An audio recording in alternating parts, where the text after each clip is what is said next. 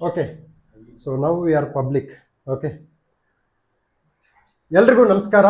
So ಇವತ್ತು ನಾವು most important Karnataka history MCQs ಬಗ್ಗೆ ಚರ್ಚೆ ಮಾಡೋಣ. This class is useful from PC to AC, not DC. Okay, ಏನಕ್ಕೆ ಅಂತಂದರೆ IAS ಅಲ್ಲಿ ಕೇಳ್ತಕ್ಕಂಥ ಪ್ರಭಾವ ತುಂಬ ಪ್ರಮಾಣ ಕಡಿಮೆ. ನೋಡಿ, ಇಲ್ಲಿ ನಿಮ್ಗೆ ಹೇಳ್ತಾ ಇದ್ದೀನಿ, ಪೋಸ್ಟ್ ಇಂಡಿಪೆಂಡೆನ್ಸ್ ಸ್ವಾತಂತ್ರ್ಯೋತ್ತರ ಕರ್ನಾಟಕ ಬಹಳ ಇಂಪಾರ್ಟೆಂಟು. ಅವುಗಳ ಕುರಿತು ಪುಸ್ತಕಗಳು ಸಾಕಷ್ಟು ಲಭ್ಯ ಇಲ್ಲ. ಸೊ ಈ ನಿಟ್ಟಿನಲ್ಲಿ ಹಲವು ಪುಸ್ತಕಗಳನ್ನು ಓದಿ ಮಂಜುನಾಥ್ ಸರ್ ಅವರು ಇನ್ಫಾರ್ಮೇಷನ್ನ ಹೆಕ್ಕಿ ತಂದಿದ್ದಾರೆ. ಸೊ ನೋಡೋಣ. ಈಗ ಕೇಳಿಸ್ತಾ ಇದೆಯಲ್ವಾ ಎಲ್ರಿಗೂ?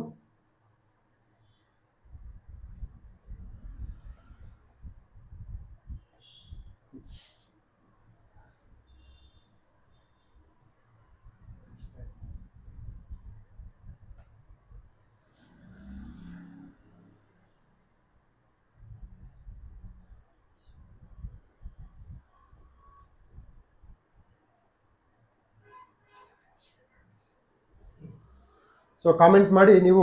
ಓಕೆ, ಸೊ ಕಾಮೆಂಟ್ ಮಾಡಿದರೆ ನಮಗೆ ಗೊತ್ತಾಗುತ್ತೆ.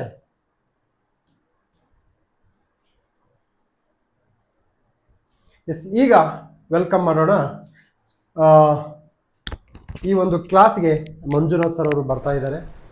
ನಿಮಗೆ ಏನೇ ಡೌಟ್ಸ್ ಇದ್ದರೂ ಸಹ ಕಾಮೆಂಟ್ಸ್ ಕಮೆಂಟ್ ಮಾಡಿ. ಸೊ ನಮ್ಮ ತಂದೆ ತಾಯಿ ಯಾರಾದರೂ ಇದ್ದರೆ ಅದು PYQs ಮಾತ್ರ. So welcome sir. ನಮಸ್ತೆ ಸರ್. ತರಗತಿಗೆ ತಾವು ಸುಮಾರು 4-5 ದಿವಸದಿಂದ ನಿರಂತರವಾಗಿ ಶೋಧನೆ ಮಾಡ್ಕೊತ ಹೋಗ್ತಾ ಇದ್ರಿ. ನಿರಂತರವಾಗಿ. ಓಕೆ, ಸೊ ನಿರಂತರವಾಗಿ ಶೋಧನೆ ಮಾಡ್ತಾ ಇದ್ರಿ. ಅನೇಕ ಪುಸ್ತಕಗಳನ್ನು ಮುಂದೆ ಇಟ್ಕೊಂಡು, ಆ್ಯಕ್ಚುಲಿ ಇವ್ರಿಗೇನು ಅವಶ್ಯಕತೆ ಇಲ್ಲ ಆ ಪುಸ್ತಕಗಳನ್ನು ಓದ್ತಕ್ಕಂಥದ್ದು, ಆದರೂ ಇನ್ಫಾರ್ಮೇಷನ್ನ ಎತ್ಕೊಂಡು ಓಕೆ ಮಾಡಲೇಬೇಕಂತೇಳಿ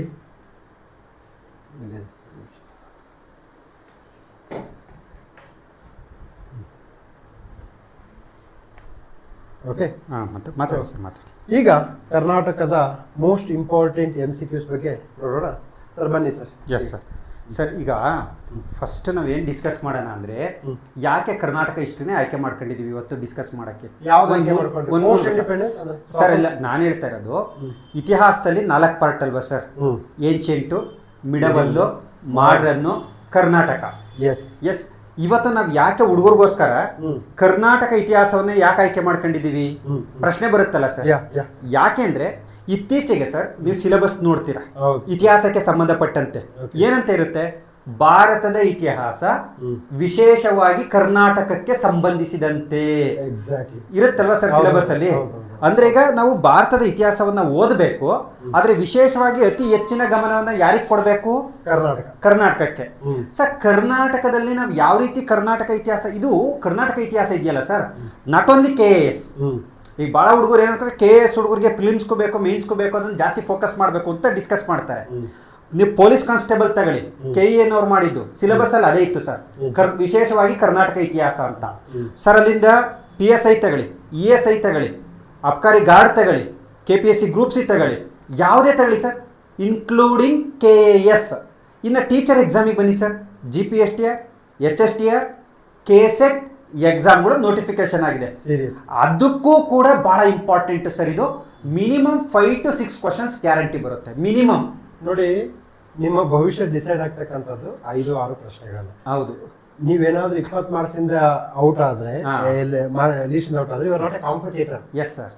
5 ಮಾರ್ಕ್ಸಿಂದ ಔಟ್ ನೀವು ಲೀಸ್ಟ್ ಇಂದ ಹೊಡೆದಿರ ಅಂತಂದ್ರೆ ಎಸ್ ಇವರೇ ಸೀರಿಯಸ್. ಅದಕ್ಕೆ ನಾನು ಮೊದಲನೇ ಪ್ರಿಫರೆನ್ಸ್ ಅಲ್ಲಿ ಕರ್ನಾಟಕ ಇತಿಹಾಸವನ್ನು ಆಯ್ಕೆ ಮಾಡ್ಕೊಂಡಿದ್ದೀನಿ ಸರ್. ಒಂದನೇದು. ಎರಡನೇದು KS ಮೇನ್ಸ್ಗೆ ಸರ್. ಓಕೆ, KS ಮೇನ್ಸ್ ಎಷ್ಟು ಒಂದು 50 to 80 ಮಾರ್ಕ್ಸ್ ನಿಮ್ಗೆ ಚೆನ್ನಾಗಿ ಗೊತ್ತು ಸರ್.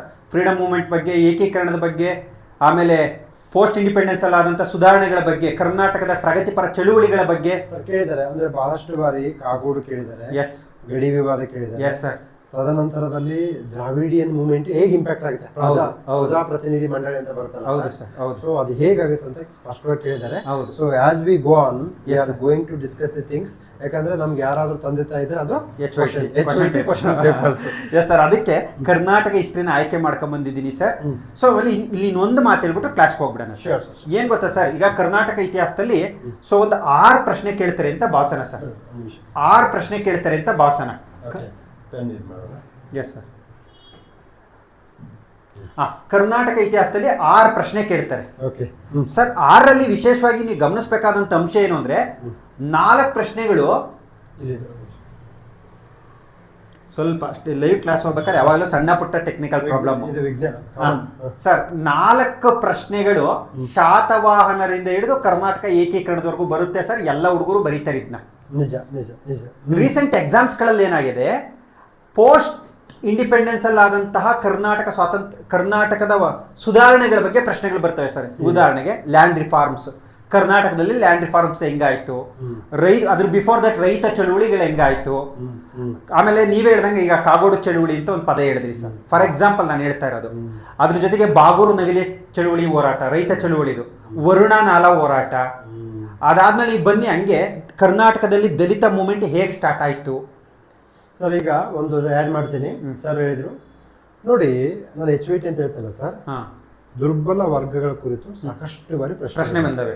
ಈಗ ಅವ್ರು ಏನ್ ಕೇಳ್ತಾರೆ ಸರ್, KSL ಅಂತಂದ್ರೆ ಕರ್ನಾಟಕ ದಲಿತ ಹೋರಾಟ ಚಳುವಳಿ ನಡೆದು ಬಂದ ಬಗೆ ಅಂತ ಕೇಳ್ತಾರೆ. ಹೌದು. PCL ಏನ್ ಕೇಳ್ತಾರೆ, ಬೂಸಾ ಚಳುವಳಿ ಯಾವುದಕ್ಕೆ ಸಂಬಂಧಪಟ್ಟಿದೆ. ಬಸವಲಿಂಗಪ್ಪನವರು, ಮಿನಿಸ್ಟರ್ ಬಸವಲಿಂಗಪ್ಪನವರು ಇಂದಿನ ಸಾಹಿತ್ಯ ಬೂಸಾ ಸಾಹಿತ್ಯ ಅಂದಿದ್ದೇ ತಡ ದೊಡ್ಡ ಮಟ್ಟದ ಮೇಲ್ವರ್ಗದ ಹೋರಾಟ ಪ್ರಾರಂಭ ಆಗುತ್ತೆ. ಆ ಸಂದರ್ಭದಲ್ಲಿ ನಡೆದಂತ ಘಟನೆಗಳನ್ನೇ ನಾವು ಬೂಸಾ ಪ್ರಕರಣ ಅಂತೀವಿ. ಅದರ ಸಂಪೂರ್ಣ ವಿವರಣೆ ಕೊಡಬೇಕು ಅನ್ನೋದೇ ಈ ತರಗತಿಯ ಉದ್ದೇಶ. ನೋಡಿ, ಈಗ ಸರ್ ಮಾಡಿರ್ತಕ್ಕಂತಹ ಕೋರ್ಸ್ ನಮ್ಮಲ್ಲಿ ಓಕೆ, ನಾವು ಅವರು ಸರ್ ನನಗೆ ಟೈಮ್ ಇಲ್ಲ ಅಂತಂದ್ರೆ ಇಲ್ಲ ಕರ್ನಾಟಕ ಹಿಸ್ಟ್ರಿಯನ್ನು ನೀವು ಮಾಡಬೇಕು. ನೀವು ಬಿಟ್ರೆ ಬೇರೆ ಏನಾಗುತ್ತೆ, ಆ ಒಂದು ಸರ್ ಈಗ ಜಂಜಿ ಅಂದ್ರೆ ಕ್ವಶನ್ ಪೇಪರ್ ನೋಡ್ತಾರೆ, ಕ್ವಶನ್ ಪೇಪರ್ ನೋಡ್ಕೊಂಡು ಮಾಡ್ತಾರೆ ಹೊರತು ಈಗ ಇಲ್ಲಿ ಕಂಡಿರ್ತಕ್ಕಂಥ ಇನ್ಫಾರ್ಮೇಶನ್ ಯಾವುದೇ ವಿಶ್ವವಿದ್ಯಾಲಯದ ಪುಸ್ತಕಗಳಿಂದಲ್ಲ. ನಮ್ಗೆ ವಿಶ್ವವಿದ್ಯಾಲಯ ಯಾವ್ದಾದ್ರು ಇದ್ರೆ ಅದು KA ಅಂಡ್ KPSC ಆ ವಿಶ್ವವಿದ್ಯಾಲಯದ ಪ್ರಶ್ನೆ ಪತ್ರಿಕೆ ತೆಗೆದುಕೊಂಡ್ಬಂದು ಮಾಡ್ತಾ ಇದ್ದಾರೆ. ಸೊ ಈ ಕೋರ್ಸ್ ಕರ್ನಾಟಕ ರಾಜಕೀಯ ಮತ್ತು ಸಾಂಸ್ಕೃತಿಕ ಇತಿಹಾಸ. ಸೊ ನಮಗೆ ಒಂದು ಗೌರವ ರೀತಿಯಲ್ಲಿ ಸೇವೆಯನ್ನು ಸಲ್ಲಿಸ್ತಾ ಇದ್ದಾರೆ ಈ ಶಾಂತ ಮಾರ್ಗಕ್ಕೆ. ಓಕೆ, ನಾನು ಬಹಳ ರಿಕ್ವೆಸ್ಟ್ ಮಾಡ್ಕೊಂಡು, ಇಲ್ಲ ಸರ್ ಟೈಮ್ ಇಲ್ಲ, SIR ಹಾಕಿದ್ದಾರೆ ಅಂದ್ರೆ SIR ಸ್ಪೆಷಲ್ ಇಂಟೆನ್ಸಿವ್ ರಿವಿಷನ್, ಅದು ಬಿಟ್ಟು HVT. ಓಕೆ, ಸೊ ಸರ್ ಈಗ ಕ್ವಶನ್ ಹೋಗೋಣ ಸರ್. ಎಸ್ ಸರ್, ಒಂದು ನಿಮಿಷ ನೋಡಿ ಸರ್. ಈಗ ನಾವು ಕಾಮನ್ ಆಗಿ ಪ್ರಶ್ನೆಗಳನ್ನ ತಂದಿಲ್ಲ. ಈಗ ನೀವು ತಾನೇ ಕಾಗೋಡು ಚಳುವಳಿ ಅಂದ್ರೆ ನನ್ ಮೊದಲನೇ ಪ್ರಶ್ನೆ ಕಾಗೋಡೆ ಇತ್ತೆ, ನೀವು ನೋಡಿರ್ಲಿಲ್ಲ ಪ್ರಶ್ನೆ ಏನ್ ಹಾಕಿದೀರಾ ಅಂತ. ಇಂಪಾರ್ಟೆಂಟ್ ಅನ್ನ ಅಂದಾಜಲ್ಲಿ ಹೇಳಿದ್ರಿ ನೀವು, ಹೌದಲ್ವಾ ಸರ್? ಪೆನ್ ನನಗಿರಲಿ ಸರ್, ನನಗೆ ಹೇಳಿ ಪೆನ್ ನಾನು ಮಾಡ್ಕೊಡ್ತೀನಿ. S sir, yes sir. ಇಲ್ಲಿ ನೋಡಿ ಸರ್, ಈಗ ಇಲ್ಲಿ ಪ್ರಶ್ನೆ ಏನ್ ಕೇಳ್ತಾನೆ, ಕಾಗೋಡು ರೈತ ಚಳುವಳಿ ಸಂದರ್ಭದಲ್ಲಿ ಬಂಧನಕ್ಕೆ ಒಳಗಾದ ರಾಷ್ಟ್ರೀಯ ನಾಯಕ ಯಾರು ಅಂದ್ರೆ, ಈಗ ಹುಡುಗ ಕಾಗೋಡು ಚಳುವಳಿಯ ಬಗ್ಗೆ ಉತ್ತರ ಗೊತ್ತಿದ್ರೆ ಅಷ್ಟೇ ಬರಿಬಹುದು. ಕಮೆಂಟ್ ಮಾಡಿ ಕಾಗೋಡು ಚಳುವಳಿ ಎಷ್ಟರಲ್ಲಾಯ್ತು ಅಂತ. ನಮ್ಮ ಹುಡುಗರಿಗೆ ಕಮೆಂಟ್ ಮಾಡಿ, ಲೈವ್ ನೋಡ್ತಾ ಇರೋ ಹುಡುಗರು ಕಾಗೋಡು ಚಳುವಳಿ ಎಷ್ಟರಲ್ಲಾಯ್ತು ಅಂತ ನೋಡಿ ಸರ್. ಯಾರಾದ್ರೂ ಮಾಡಿದ್ರೆ ಕಾಗೋಡು ಚಳುವಳಿ ಎಷ್ಟರಲ್ಲಾಯ್ತಪ್ಪ? ಅವಿನಾಶ್ ಹೇಳಪ್ಪಾರಾಜು, ನೀನೇ ಹೇಳ್ಬೇಕೀಗ. Yes sir. ನೋಡಿ, 1951ರಲ್ಲಿ ಕರ್ನಾಟಕದಲ್ಲಾದಂತ ಒಂದು ರೈತ ಚಳುವಳಿ ಸರ್. ಕರ್ನಾಟಕದಲ್ಲಿ ರೈತ ಚಳುವಳಿ ಆಗಿರೋದೇ ಕಡಿಮೆ. ಯಾಕೆಂದ್ರೆ ಕಾರಣ ಇದೆ. KS ಮೇನ್ಸಿಗೆ ಕೇಳ್ತಾರೆ, ಕರ್ನಾಟಕದ ಭಾರತದ ಬೇರೆ ಪ್ರಾಂತ್ಯಗಳಿಗೆ ರಾಜ್ಯಗಳಿಗೆ ಹೋಲಿಸಿದ್ರೆ ಕರ್ನಾಟಕದಲ್ಲಿ ರೈತ ಚಳುವಳಿಗಳು ಕಡಿಮೆ ಏಕೆ ವಿಶ್ಲೇಷಿಸಿ. ನಿಜ ಸರ್, ಚಂಪಾರಣ್ಯದಂತ ಒಂದು ಚಳುವಳಿ ಕರ್ನಾಟಕದಲ್ಲಿ ಆಗಿದ್ಯಾ? ಇಲ್ಲ. ಕೇಡ ಸತ್ಯಾಗ್ರಹದಂತ ಒಂದು ಚಳುವಳಿ ಕರ್ನಾಟಕದಲ್ಲಿ ಆಗಿದ್ಯಾ? ಕಾರಣಗಳಿದೆ ಸರ್ ಯಾಕಾಗಿಲ್ಲ ಅಂತ. ಅದನ್ನ ನಾವು ಕೋರ್ಸಲ್ಲಿ ಡಿಟೇಲ್ ಆಗಿ ಡಿಸ್ಕಸ್ ಮಾಡೋಣ ಸರ್. ಇಲ್ಲಿ ಕಾಗೋಡು ರೈತ ಚಳುವಳಿ 1951ರಲ್ಲಿ ಸಾಧಾರಣವಾಗಿ ಶಿವಮೊಗ್ಗ ಜಿಲ್ಲೆಯ ಸಾಗರ ತಾಲೂಕಿನ ಒಂದು ಪುಟ್ಟ ಗ್ರಾಮದಲ್ಲಿ ಪ್ರಾರಂಭವಾದಂತ ಚಳುವಳಿ. ಈಗ ಕಾಗೋಡು ತಿಮ್ಮಪ್ಪ ಅವರು ಅಂತ ವೆರಿ ಪಾಪ್ಯುಲರ್ ಮಾಜಿ ಸಚಿವರು ಮತ್ತೆ ಸಭಾಪತಿಗಳಿದ್ರು. ಕಾಗೋಡು ತಿಮ್ಮಪ್ಪ ನೋಡಿ ಸರ್, ಸಮಾಜವಾದದ ಹಿನ್ನೆಲೆ ಶಿವಮೊಗ್ಗದಲ್ಲಿದೆ. ಹೌದು. ಸೊ ಅದಕ್ಕೆ ಬಂಗಾರಪ್ಪನವರು ಸಮಾಜವಾದಿ ಪಕ್ಷಕ್ಕೆ ಸೇರಿದ್ರು. ಶಾಂತವೇರಿ ಗೋಪಾಲ್ ಗೌಡ್ರು ಇಲ್ಲೇ ಇದ್ದಾರೆ ನೋಡಿ, ಪಾಠ ಇತ್ತು ನಮಗೆ. ಹೌದು ಸರ್. ಅದಕ್ಕೆ ಈಗ ನಾನು ಏನ್ ಹೇಳ್ತೀನಿ, ಹುಡುಗ ಹೆಂಗ್ ಓದ್ಬೇಕು ಅಂದ್ರೆ ಶಾತವಾಹನ, ಕದಂಬ, ಗಂಗಾ, ಹೊಯ್ಸಳ, ವಿಜಯನಗರ ಸಾಮ್ರಾಜ್ಯ ಕಾಮನ್ ಆಗಿ ಎಲ್ಲರೂ ಓದ್ತಾರೆ ಸರ್. ಓದ್ಬೇಡ್ರಿ ಅಂತ ಹೇಳ್ತಿಲ್ಲ, 4 ಪ್ರಶ್ನೆಗೆ ಎಲ್ಲರೂ ಫೈಟ್ ಮಾಡ್ತಾವ್ರೆ. ಅದ್ರ ಜೊತೆಗೆ ನಾನು ಎಕ್ಸ್ಟ್ರಾ 2ಕ್ಕೆ ನಾವು ಫೈಟ್ ಮಾಡೋಣ, ಅದನ್ನ ತಿಳ್ಕೊಳ್ಳೋಣ. ಈಗ ಕಾಗೋಡು ರೈತ ಚಳುವಳಿ ಸಂದರ್ಭದಲ್ಲಿ 1951ರಲ್ಲಿ ಶಿವಮೊಗ್ಗ ಜಿಲ್ಲೆಯ ಸಾಗರ ತಾಲೂಕಿನ ಒಂದು ಪುಟ್ಟ ಗ್ರಾಮದಲ್ಲಾದಂಥ ಚಳುವಳಿ ಯಾರ ನಾಯಕತ್ವದಲ್ಲಿ? ಶಾಂತವೇರಿ ಗೋಪಾಲ್ ಗೌಡ್ರು ಇರ್ಬೋದು, ಗಣಪತಿಯಪ್ಪ ಇರ್ಬೋದು, ಇವರು ಒಂದು ಪುಟ್ಟದಾಗಿ ಪ್ರಾರಂಭ ಮಾಡ್ತಾರೆ ಸರ್. ಮೇಲ್ವರ್ಗದ ಕಡಿಮೆ ಸಂಖ್ಯೆಯ ಜಮೀನ್ದಾರರು ಕೆಳವರ್ಗದ ವಿಶೇಷವಾಗಿ ದೀವ ಜನಾಂಗ ಅಂತೀವಿ ಸರ್ ಶಿವಮೊಗ್ಗದಲ್ಲಿ. ಆ ದೀವ ಜನಾಂಗದವ್ರನ್ನ ಶೋಷಣೆ ಮಾಡ್ತಿರ್ತಾರೆ. ಈಗ ಒಂದು ಕೊಳಗ ನಾವು ಕೊಡಬೇಕು, ಆ ಕೊಳಗದಲ್ಲಿ ಒಂದು 3 ಸೇರ್ ಇರುತ್ತೆ ಸರ್, ಏನು ಕಂದಾಯ. ಇವರು ಸ್ಪೆಷಲ್ ಕೊಳಗ ಮಾಡ್ಕೊಂಡ್ ಬಂದ್ಬಿಡ್ತಿದ್ರು, 5 ಸೇರ್ ಬರತ್ತಾರ, ಅದ್ರಲ್ಲೇ ಕೊಡ್ಬೇಕು ಅನ್ನೋ ತರ ಶೋಷಣೆ ಮಾಡ್ತಾ ಇದ್ರು. ಈ ರೀತಿ ಪ್ರಾರಂಭವಾದಂತ ಒಂದು ಚಿಕ್ಕ ಚಳುವಳಿ ಇದೆಯಲ್ಲ ಸರ್, ರಾಷ್ಟ್ರ ಮಟ್ಟದ ಗಮನ ಸೆಳೆಯುತ್ತೆ. ಯಾಕೆಂದ್ರೆ ಸಮಾಜವಾದಿ ನಾಯಕರಾದ ಜಯಪ್ರಕಾಶ್ ನಾರಾಯಣ್, ರಾಮ್ ಮನೋಹರ್ ಲೋಹಿ ಇದ್ರ ಬಗ್ಗೆ ಇಂಟ್ರೆಸ್ಟ್ ತೋರಿಸ್ತಾರೆ ಸರ್. ಒಂದು ಪುಟ್ಟ ಗ್ರಾಮದ ಚಳುವಳಿ ರಾಷ್ಟ್ರ ಮಟ್ಟಕ್ಕೆ ಹೋಗಿ ರಾಮ ಮನೋಹರ ಲೋಹಿಯಾ ಇಲ್ಲಿ ಬಂದು ಡೈರೆಕ್ಟ್ ಆಗಿ ಸ್ಪರ್ಧೆ ಅಂದ್ರೆ ಪಾರ್ಟಿಸಿಪೇಟ್ ಮಾಡ್ತಾರೆ, ಹೋರಾಟಕ್ಕೆ ನಿಲ್ತಾರೆ. ಸರ್ಕಾರ ಯಾರ ಪರವಾಗಿ ನಿಲ್ಬೇಕಾಗಿತ್ತು? ರೈತರ ಪರವಾಗಿ. ಬಟ್ ಸರ್ಕಾರ ಒಂದು ತಪ್ಪು ಮಾಡುತ್ತೆ, ಇವತ್ತಿಂದಲ್ಲ ಸರ್, ಹಿಂದೆ ರಾಜರ ಕಾಲದಿಂದ ಆಗಿರೋ ತಪ್ಪದು. ರೈತ ಚಳುವಳಿ ಯಾಕಾಯ್ತು ಹೇಳಿ? ಜಮೀನ್ದಾರ ಪರವಾಗಿ ನಿಲ್ಲುತ್ತೆ ಸರ್. ಆಗ ರಾಮ್ ಮನೋಹರ್ ಲೋಹಿಯಾ ಅವರು ಯಾವಾಗ ಈ ಹೋರಾಟಕ್ಕೆ ಧುಮುಕಿದ್ರೋ ಸರ್ಕಾರ ಇವ್ರನ್ನ ಅರೆಸ್ಟ್ ಮಾಡಿಬಿಡ್ತದೆ. ರಾಮ ಮನೋಹರ ಲೋಹಿಯಾ ಬಂಧನಕ್ಕೊಳಗಾದಂಥ ವ್ಯಕ್ತಿ. ಏನಿದೆ ಸರ್, ಕಾಗೋಡು ರೈತ ಚಳುವಳಿ ಸಂದರ್ಭದಲ್ಲಿ ಬಂಧನಕ್ಕೆ ಒಳಗಾದ ರಾಷ್ಟ್ರೀಯ ನಾಯಕ ಯಾರು? ರಾಮ ಮನೋಹರ ಲೋಹಿಯಾ, ಸಮಾಜವಾದಿ ನಾಯಕ. ಯಾವಾಗ ಇವ್ರು ಅರೆಸ್ಟ್ ಆದ್ರೋ ಗೌರವಾನ್ವಿತ ಭಾರತದ ಪ್ರಧಾನ ಮಂತ್ರಿಗಳಾದಂಥ ಜವಾಹರ್ಲಾಲ್ ನೆಹರೂರವರು ಇಮ್ಮಿಡಿಯೇಟ್ ಕರ್ನಾಟಕ ಸರ್ಕಾರಕ್ಕೆ ಒಂದು ಗೈಡೆನ್ಸ್ ಕೊಡ್ತಾರೆ. ಫಸ್ಟ್ FIR ವಾಪಸ್ ತಗೊಳ್ರಿ ರಾಮ್ ಮನೋಹರ್ ಲೋಹಿಯಾ ಮೇಲೆ, ಬಂಧನದಿಂದ ಬಿಡುಗಡೆ ಮಾಡ್ರಿ ಅಂತ. ಈ ಮೂಲಕ ರಾಷ್ಟ್ರ ಮಟ್ಟದ ಗಮನ ಸೆಳೆದಂತ ಚಳುವಳಿ ಕಾಗೋಡು ರೈತ ಚಳುವಳಿ. ಈ ಚಳುವಳಿಯ ಪ್ರತಿಫಲ ಏನಪ್ಪಾ ಅಂದ್ರೆ, ಇವರು ಉಳುವವನೇ ಭೂಮಿಯ ಒಡೆಯ, ಇವ್ರ ಉದ್ದೇಶ, ಈ ಚಳುವಳಿಯ ಉದ್ದೇಶ. ಈ ಚಳುವಳಿಯ ಒಂದು ಪ್ರತಿಫಲ ಏನಪ್ಪಾ ಅಂದ್ರೆ, ಶಾಂತವೇರಿ ಗೋಪಾಲ್ ಗೌಡರು ಸಮಾಜವಾದಿ ಪಕ್ಷದಿಂದ ಶಾಸಕರಾಗ್ತಾರೆ. ಶಾಸಕರಾಗಿ ವಿಧಾನಸೌಧಕ್ಕೆ ಹೋಗಿ 1957ರ 1952ರ ಕರ್ನಾಟಕ ಮೈಸೂರು ಪ್ರಾಂತ್ಯದ ಭೂ ಸುಧಾರಣಾ ಕಾಯ್ದೆ ಜಾರಿಗೆ ಬರಲಿಕ್ಕೆ ಕಾರಣ ಆಗ್ತಾರೆ. 1952ರಲ್ಲಿ ಸ್ವಾತಂತ್ರ್ಯೋತ್ತರ ಕರ್ನಾಟಕದ ಮೊದಲ ಭೂ ಸುಧಾರಣಾ ಕಾಯ್ದೆ 1952. ನೋಟ್ ಮಾಡ್ಕೊಳ್ಳಿ, 1952. ಇಲ್ಲ, ತರಗತಿ ನಾನು ತುಂಬಾ ಡೆಪ್ತ್ ಆಗಿ ಹೇಳ್ತೀನಿ ಸರ್, ಇವ್ರಿಗೆ ಸುಮ್ಮನೆ ಹೇಳ್ತಾ ಇದ್ದೀನಿ ಏನು ಬರಬಹುದು, ಇದ್ರ ಬಗ್ಗೆ ಯಾಕೆ ಓದಬೇಕು ಅಂತ. ಪೆನ್ ಕೊಡಿ ಸರ್. ಈಗ ನೋಡಿ, ನೀವು ಅಬ್ಸರ್ವ್ ಮಾಡಿ ಸರ್ ಎಷ್ಟು ಇಂಟೆನ್ಸಿಟಿ ಅಂತ ಹೇಳ್ತಾ ಇದಾರೆ ಅಂತಂದ್ರೆ, you have to observe his intensity. ನೋಡಿ, ಈಗ ನಿಮ್ಗೊಂದು ಎಕ್ಸ್ಟ್ರಾ ಇನ್ಫಾರ್ಮೇಶನ್ ಹೇಳ್ತೀನಿ, ಬರ್ಕೊಳ್ಳಿ. ಓಕೆ, ನೋಡಪ್ಪ, ಯಾವಾಗಲೂ ನಾನು ಹೇಳ್ತೀನಿ ಕ್ಲಾಸ್ ಅಲ್ಲಿ ಬರ್ಕೋಬೇಕು. ಇದು ಕತೆ ಪ್ರವಚನ ಅಲ್ಲ. ಏನಕ್ಕೆ ಅಂತಂದ್ರೆ, ನೀವು KS ಬೇಕಾದ ಕ್ವಶನ್ ಪೇಪರ್ ನಾನು ಪ್ರತಿ ಹೇಳ್ತೀನಿ ಸರ್, KS ಮೇನ್ಸ್ ಅಲ್ಲಿ ಕ್ವಶನ್ ಪೇಪರ್ ಔಟ್ ಆಗಿದೆ. ಯಾಕೆ ಔಟ್ ಆಗಿದೆ ಅಂದ್ರೆ ಇವರೇ ಬರ್ತಾರೆ, ಹೌದು, ಇವರೇ ಎಕ್ಸಾಮ್ಸ್ ಬರುತ್ತೆ ಸರ್. ಅವ್ರು ಕೇಳಿದ್ರಪ್ಪ, ಕೊಳಗ ಇದು ಯಾವ ಚಳುವಳಿಗೆ ಸಂಬಂಧಪಟ್ಟಿದೆ ಸರ್? ಅವಾಗ ಕೊಳಗ ಯಾವುದಕ್ಕೆ ಸಂಬಂಧಪಟ್ಟಿದೆ? ಈಗ ಇದೇನಾಗಿದೆ, ಸ್ಟೇಟ್ಮೆಂಟ್ ಆಗುತ್ತೆ. ಹೌದು, ಒಂದು ಸ್ಟೇಟ್ಮೆಂಟ್ ಆಗುತ್ತೆ. ಅವಾಗ ನೇರ ಪ್ರಶ್ನೆ, ಈಗ ಸ್ಟೇಟ್ಮೆಂಟ್. ಕೊಳಗ ಅವ್ರೇನಂತಾರೆ, ಕಾಗೋಡು ಸತ್ಯಾಗ್ರಹದ ಬದಲು ಬೇರೆ ಸತ್ಯಾಗ್ರಹ ಅಂತ ಹೇಳಿದ್ರೆ ಅದು ಸ್ಟೇಟ್ಮೆಂಟ್ ತಪ್ಪಾಗುತ್ತೆ. ಒಂದು ಸರ್. ತದನಂತರದಲ್ಲಿ ನಾವು ಹೇಳ್ತಾ ಇದ್ದೀವಿ ಜಯಪ್ರಕಾಶ್ ನಾರಾಯಣ್ ಈಸ್ HOT. ಯಾಕಂತ ಹೇಳ್ತೀವಿ ಸರ್, ಯಾಕೆ HOT ಅಂತಂದ್ರೆ ಇವರ ಒಂದು ಟೋಟಲ್ ರೆವಲ್ಯೂಷನ್, ಸಮಾಜವಾದಿ ಹೋರಾಟ, ಸಂಪೂರ್ಣ ಕ್ರಾಂತಿ. ಇದು KS ಮೇನ್ಸ್ ಅಲ್ಲಿ ಇದೆ. ಎಸ್ ಸರ್, ಫಿಲ್ಮ್ಸ್ ಅಲ್ಲೂ ಕೇಳಿದ್ದಾರೆ ಸಂಪೂರ್ಣ ಕ್ರಾಂತಿ ಮಾಡಿದವರು. Yes sir. ಸರ್ ಈಗ ಕೋರ್ಸ್ ಕಂಡಕ್ಟ್ ಮಾಡ್ತಿರಲ್ಲ, ಆ್ಯಪಲ್ಲಿ ಶಾಂತಮಾರ್ಗ ಆ್ಯಪಲ್ಲಿ ಇದೆ. ಓಕೆ, ಸೊ ನೋಡಿ, ನಾನೇನು ಹೇಳ್ತೀನಿ ಅಂದ್ರೆ, ಜಯಪ್ರಕಾಶ್ ನಾರಾಯಣ್ ಬರ್ಕೊಳ್ಳಿ. ಟೋಟಲ್ ರೆವಲ್ಯೂಷನ್ ಅಂದ್ರೆ ಮೀನಿಂಗ್ ಹೇಳ್ತೀನಿ, ಸ್ಟೇಟ್ಲೆಸ್ ಡೆಮೋಕ್ರಸಿ ಅಂದರೆ ರಾಜ್ಯರಹಿತ ಪ್ರಜಾಪ್ರಭುತ್ವ. ಏನಿದು ರಾಜ್ಯರಹಿತ ಪ್ರಜಾಪ್ರಭುತ್ವ? ಬಹಳ ಜನಕ್ಕೆ ಅರ್ಥ ಆಗಲಿಲ್ಲ. ಅಂದರೆ ನನಗೆ ಪ್ರಜಾಪ್ರಭುತ್ವ, ಜನರಿಂದ ಜನರಿಗಾಗಿ ಜನರಿಗೋಸ್ಕರ ಆಡಳಿತ ಬೇಕು, ಆದರೆ ಅದು ದರ್ಪದಿಂದ ಕೂಡಿರಬಾರ್ದು. ನಿಮ್ಗೆಲ್ಲ ಗೊತ್ತಿರುತ್ತೆ, ಜಯಪ್ರಕಾಶ್ ನಾರಾಯಣ್ ಅಂತಂದ್ರೆ ತುರ್ತು ಪರಿಸ್ಥಿತಿಯ ವಿರುದ್ಧ ಹೋರಾಡಿದಂತ ಮಹಾನಾಯಕ. ಇವ್ರಿಗೆ ಗೊತ್ತಿತ್ತು ಏನಂತಂದ್ರೆ, ಈ ರಾಜ್ಯ ಅಂತಂದ್ರೆ ಏನಂತಂದ್ರೆ ಇದು ಹಿಂಸೆ, ದಬ್ಬಾಳಿಕೆ, ತದನಂತರದಲ್ಲಿ ಇದು ಜನರನ್ನ ಶೋಷಣೆ ಮಾಡುತ್ತೆ. ಅದಕ್ಕೆ ಏನಂತಾರೆ ಇವರು ಟೋಟಲ್ ರೆವಲ್ಯೂಷನ್, ಸಂಪೂರ್ಣವಾಗಿ ಕ್ರಾಂತಿಯಾಗಿ, ಅಂದ್ರೆ ರಾಜ್ಯ ರಹಿತ ಕ್ರಾಂತಿ, ಅಲ್ಲಿ ಪ್ರಜೆಗಳೇ ಪ್ರಭುಗಳಾಗಬೇಕು. ತದನಂತರದಲ್ಲಿ ಅಧಿಕಾರಶಾಹಿ ಬರಿಬೇಕಿಂತ ಹೊರಡು. ನೋಡಿ, ನಿಮ್ಗೆ ಇಲ್ಲಿ ಎಲ್ಲ ಸ್ವಾಮಿ ಕಾರ್ಯ ಸ್ವಕಾರ್ಯ ಐತೆ.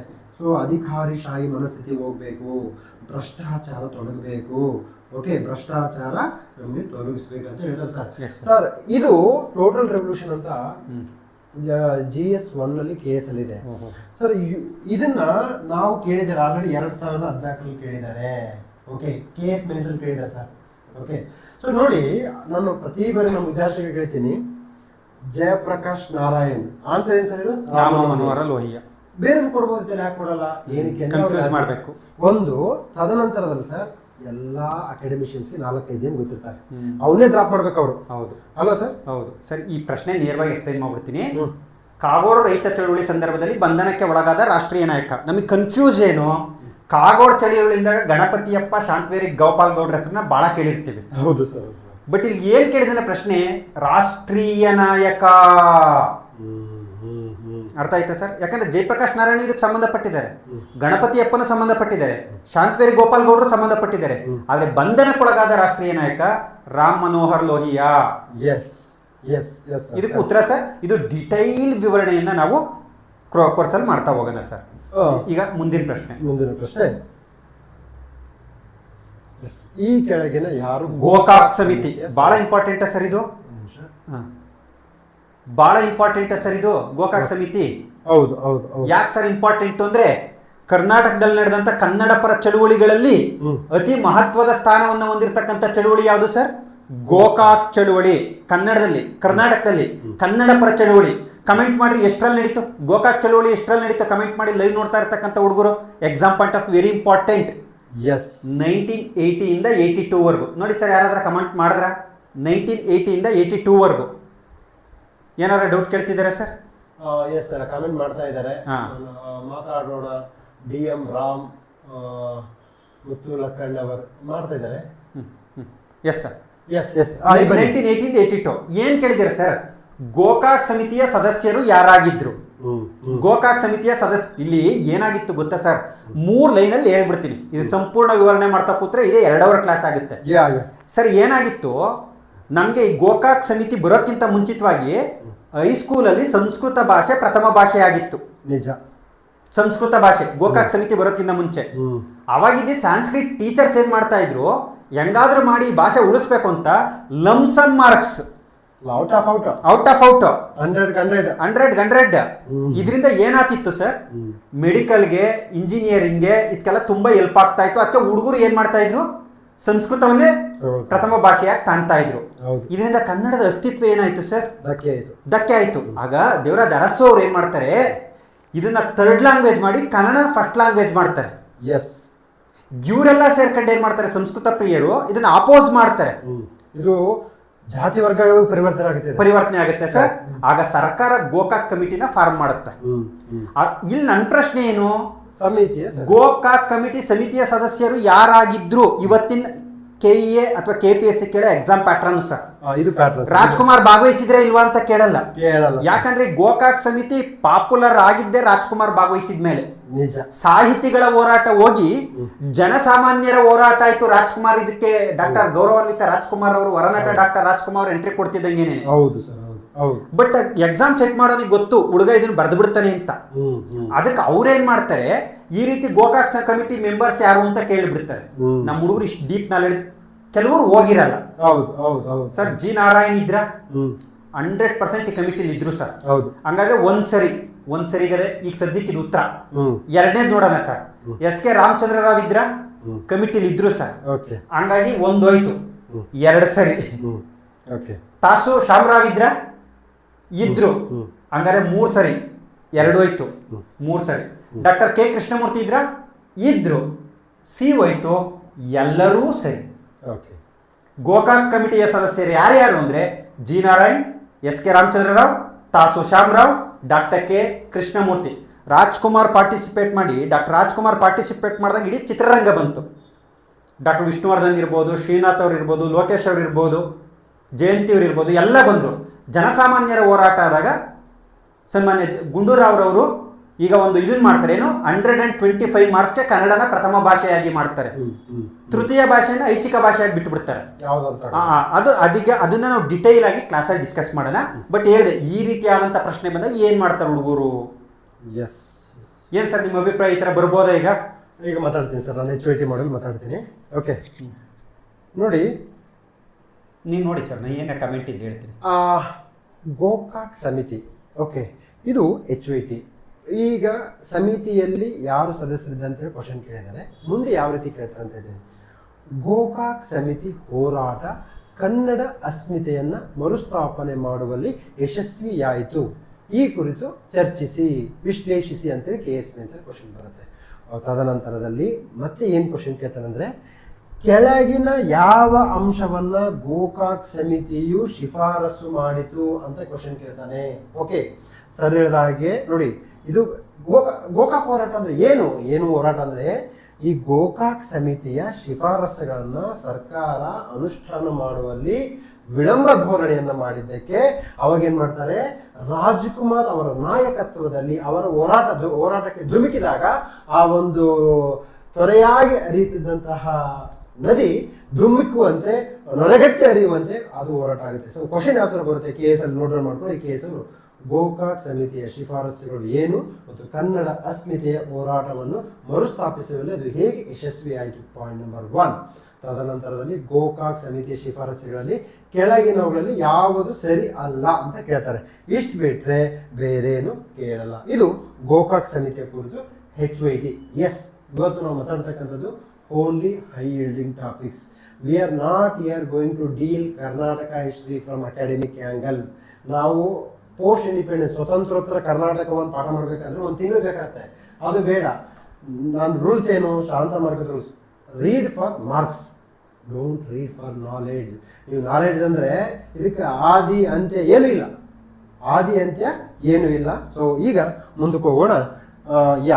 ಆರ್ ಮಂಜುನಾಥ್ ಸರ್ ಅವರಿಂದ ಸಂಪೂರ್ಣ ವಿಷಯದ ವಿವರಣೆ, ಶಾಂತಪ್ಪ ಸರ್ ಅವರಿಂದ HYT ತರಗತಿಗಳು. ಬಹಳಷ್ಟು ಜನ ವಿದ್ಯಾರ್ಥಿಗಳು ನಮಗೆ ರಿಕ್ವೆಸ್ಟ್ ಮಾಡ್ತಾ ಇದ್ರು, ಸರ್ ಕರ್ನಾಟಕ ಪೋಸ್ಟ್ ಇಂಡಿಪೆಂಡೆನ್ಸ್ ಹಿಸ್ಟ್ರಿಯನ್ನ ಮಾಡಿಸಿ ಅಂತಂದಾಗ, ಟೋಟಲ್ ಕರ್ನಾಟಕ ಹಿಸ್ಟ್ರಿ, ರಾಜಕೀಯ ಮತ್ತು ಸಾಂಸ್ಕೃತಿಕ ಇತಿಹಾಸ. ಓಕೆ, ಶಾತವಾಹನರಿಂದ ಹಿಡಿದು ನೋಡಿ ಸರ್, ಇಲ್ಲಿ ಏನೇನು ಇರುತ್ತೆ, ಶಾತವಾಹನರಿಂದ ಹಿಡಿದು ನಾನು ವಿವರಣೆ ಮಾಡ್ಕೊಡ್ತೀನಿ ಸರ್. ನೀವು ಹೇಳಿದ್ರೆ ಮಾಡ್ಕೊಡಿ ಸರ್, ನಮ್ಮ ಹುಡುಗರಿಗೆ ಹೆಲ್ಪ್ ಆಗಲಿ ಅಂತ. ಮತ್ತೆ ನೀವೇನು ಹೇಳಿದಿರಾ ಅದಕ್ಕೆ ಸಂಬಂಧಪಟ್ಟಂತೆ HYT ನಾನು ಮಾತಾಡ್ತೀನಿ ಅಂತ ಹೇಳಿದಿರಾ. ನಾವಿಬ್ರು ಸೇರಿ ಕರ್ನಾಟಕ ಹಿಸ್ಟ್ರಿ ಮಾಡ್ತಾ ಇದ್ದೀವಿ. ಅದಕ್ಕೆ ಸಂಬಂಧಪಟ್ಟ ಹಾಗೆ ನಮ್ಮ ಹೋಮ್ ವರ್ಕ್ ಕೊಡ್ತೀನಿ ಸರ್. ಹೋಮ್ ವರ್ಕ್ ಅಂದ್ರೆ ಹುಡುಗರಿಗೆ ಹೇಳಿ ಸರ್. ಅದು ನೋಡಿ ವಿದ್ಯಾರ್ಥಿಗಳೇ, ಶಾತವಾಹನರನ್ನ ನಾವು ಹೋಮ್ ವರ್ಕ್ ಕೊಡ್ತೀವಿ. ಈಗ ಸರ್ ಆಲ್ರೆಡಿ ಬುಕ್ ಇದೆ, ನಿಮಗೆಲ್ಲ ಗೊತ್ತಿರುತ್ತೆ, one of the famous book. Okay, ಆ ಬುಕ್ಗೆ ಯಾವುದೋ ಪ್ಯಾರಲಲ್ ಅಲ್ಲ, ಬಟ್ ಜೊತೆಗೆ ನಮ್ದು ಏನಂತಂದ್ರೆ ಒಂದು ದೃಷ್ಟಿಕೋನದಿಂದ ಇದು ಹೋಮ್ ವರ್ಕ್ ಸರ್. ಎಲ್ಲಿ ಅಂತಂದ್ರೆ ಶಾತವಾಹನರಿಂದ ಹೊಯ್ಸಳರು ಎಲ್ಲ ಚಾಪ್ಟರ್ ಕವರ್ ಮಾಡೋಣ. ಎಲ್ಲ ಚಾಪ್ಟರ್ ಶಾತವಾಹನರು, ಗಂಗರು, ಶಾತವಾಹನರು, ಕದಂಬರು, ಗಂಗರು, ಬಾದಾಮಿ ಚಾಲುಕ್ಯರು, ರಾಷ್ಟ್ರಕೂಟರು, ಕಲ್ಯಾಣಿ ಚಾಲುಕ್ಯರು, ಹೊಯ್ಸಳರು. ಶಾತವಾಹನರಿಂದ ಹೊಯ್ಸಳರವರೆಗೆ, ವಿಜಯನಗರ ಸಾಮ್ರಾಜ್ಯದಿಂದ ಮೈಸೂರಿನ ಒಡೆಯರು, ವಿಜಯನಗರ, ಬಹುಮನಿ, ಶಾಹಿ ಸುಲ್ತಾನು, ಮೈಸೂರಿನ ಒಡೆಯರ್ಸು, ದಿವಾನ್ಸು. ಎಸ್, ದಿವಾನ್ಸು. ಏನೇನಿರುತ್ತೆ ಅಂತ. ಕರ್ನಾಟಕ ಸ್ವಾತಂತ್ರ್ಯ ಚಳವಳಿ ಅಂದ್ರೆ ಹೋರಾಟಗಳು, ದಂಗೆಗಳು, ಸರ್ ಆರ್ಮಡ್ ರೆಬಲಿಯನ್ನು, ಕಾಂಗ್ರೆಸ್ ಪೂರ್ವ ಹೋರಾಟ, ಅದೇ ಗಾಂಧಿ ಪೂರ್ವ ಯುಗದ ಹೋರಾಟ, ಗಾಂಧಿ ಯುಗದ ಹೋರಾಟ ಎಲ್ಲ ಕವರ್ ಆಗುತ್ತೆ.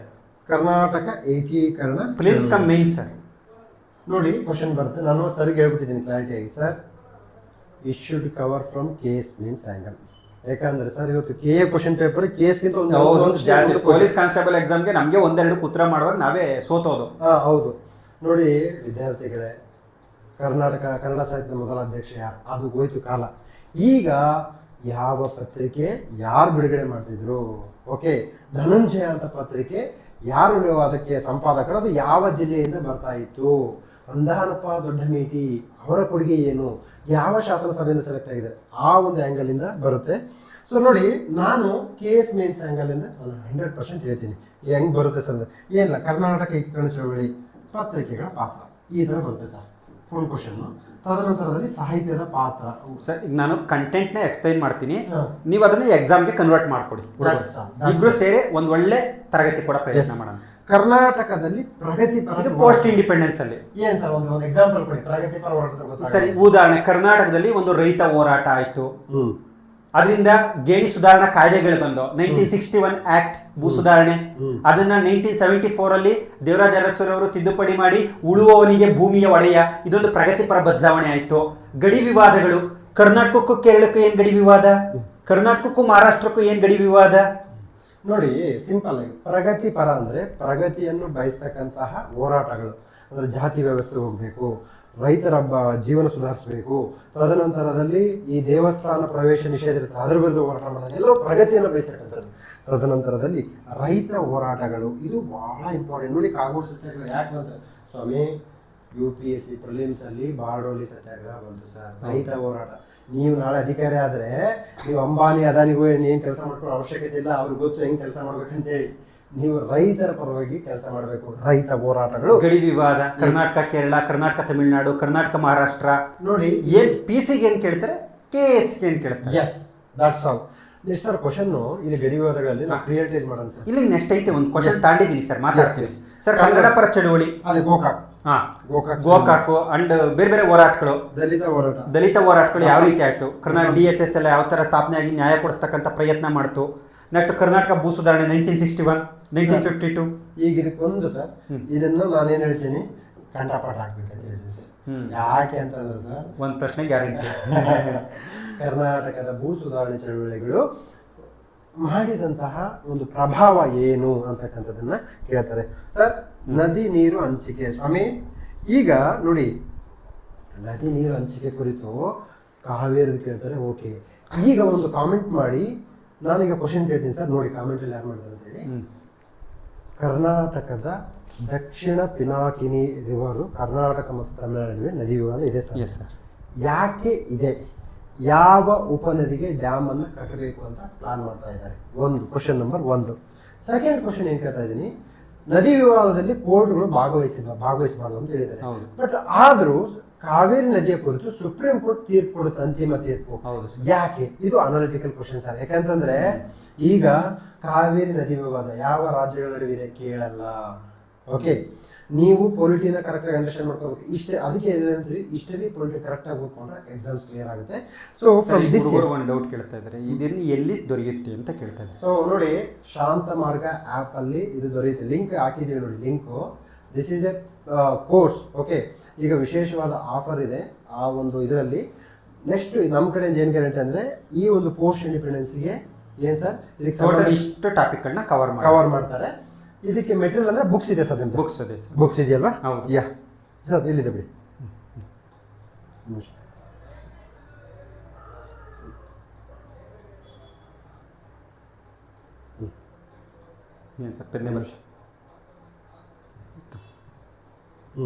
ಇದು ಜೊತೆಗೆ ಇದರಲ್ಲಿ ಏನು ಕವರ್ ಆಗಿರೋಲ್ಲ ಅದನ್ನ ನಾವು ಒಂದಿಷ್ಟು ಮಾಹಿತಿಯನ್ನು ಕೊಡ್ತಕ್ಕಂಥ ಕೆಲಸ. ಇದರಲ್ಲಿ ಪ್ರಾಚೀನ ಭಾರತ, ಮಧ್ಯಕಾಲೀನ ಭಾರತ, ಆಧುನಿಕ ಭಾರತ ಇಷ್ಟು ಸಿಗುತ್ತೆ. ವಿಶೇಷವಾಗಿ ಕರ್ನಾಟಕ ಇತಿಹಾಸನೂ ಎಕ್ಸಾಮ್ ಪಾಯಿಂಟ್ ಆಫ್ ವ್ಯೂ ಇದೆ. ನಿಮ್ಗೆ ಏನು ಈ ಕರ್ನಾಟಕ ಇತಿಹಾಸ ಪುಸ್ತಕದಲ್ಲಿ ಸಿಗಲ್ಲ, ಅದನ್ನು ಉಳಿದಿರೋದನ್ನ PDF ರೂಪದಲ್ಲಿ ಯಾರು ಕೋರ್ಸ್ ಅಂತಾರೆ ಅವ್ರಿಗೆ ಕೂಡ ಕೋರ್ಸ್ ತಗೊಂಡವ್ರಿಗೆ ಅದು ಲಭ್ಯ ಇರುತ್ತೆ. ಓಕೆ, ಈಗ ಮುಂದಿನ ಪ್ರಶ್ನೆಗೆ ಹೋಗೋಣ ಸರ್. ಎಸ್, ಇಲ್ಲಿ ಸರ್, ಇದು ಸರೋಜಿನಿ ಮಹಿಷಿ ವರದಿ. ತಗೊಳ್ಳಿ ಸರ್. ಇಲ್ಲೇ ಇದೆ, ತಗೊಳ್ಳಿ. Yes sir. ಈಗ ಇಲ್ಲಿ ಭಾಳ ಮುಖ್ಯವಾಗಿರೋದು, ಈಗ ಹುಡುಗರಿಗೆ ಇದು ಬಹಳ ಫೇವ್ರೇಟ್ ಕ್ವಶನ್ ಸರ್, ನಿಮಗೂ ಗೊತ್ತು, ಕೇಳ್ತಾನೆ ಇರ್ತಾರೆ. ಸರೋಜಿನಿ ಮಹಿಷಿ ವರದಿ ಯಾವುದಕ್ಕೆ ಸಂಬಂಧಿಸಿದೆ? ನಾನು ಎಕ್ಸಾಮ್ ಬರೆದಲ್ಲೂ ಕೂಡ ಈ ಪ್ರಶ್ನೆ ಬಂದಿತ್ತು ಸರ್.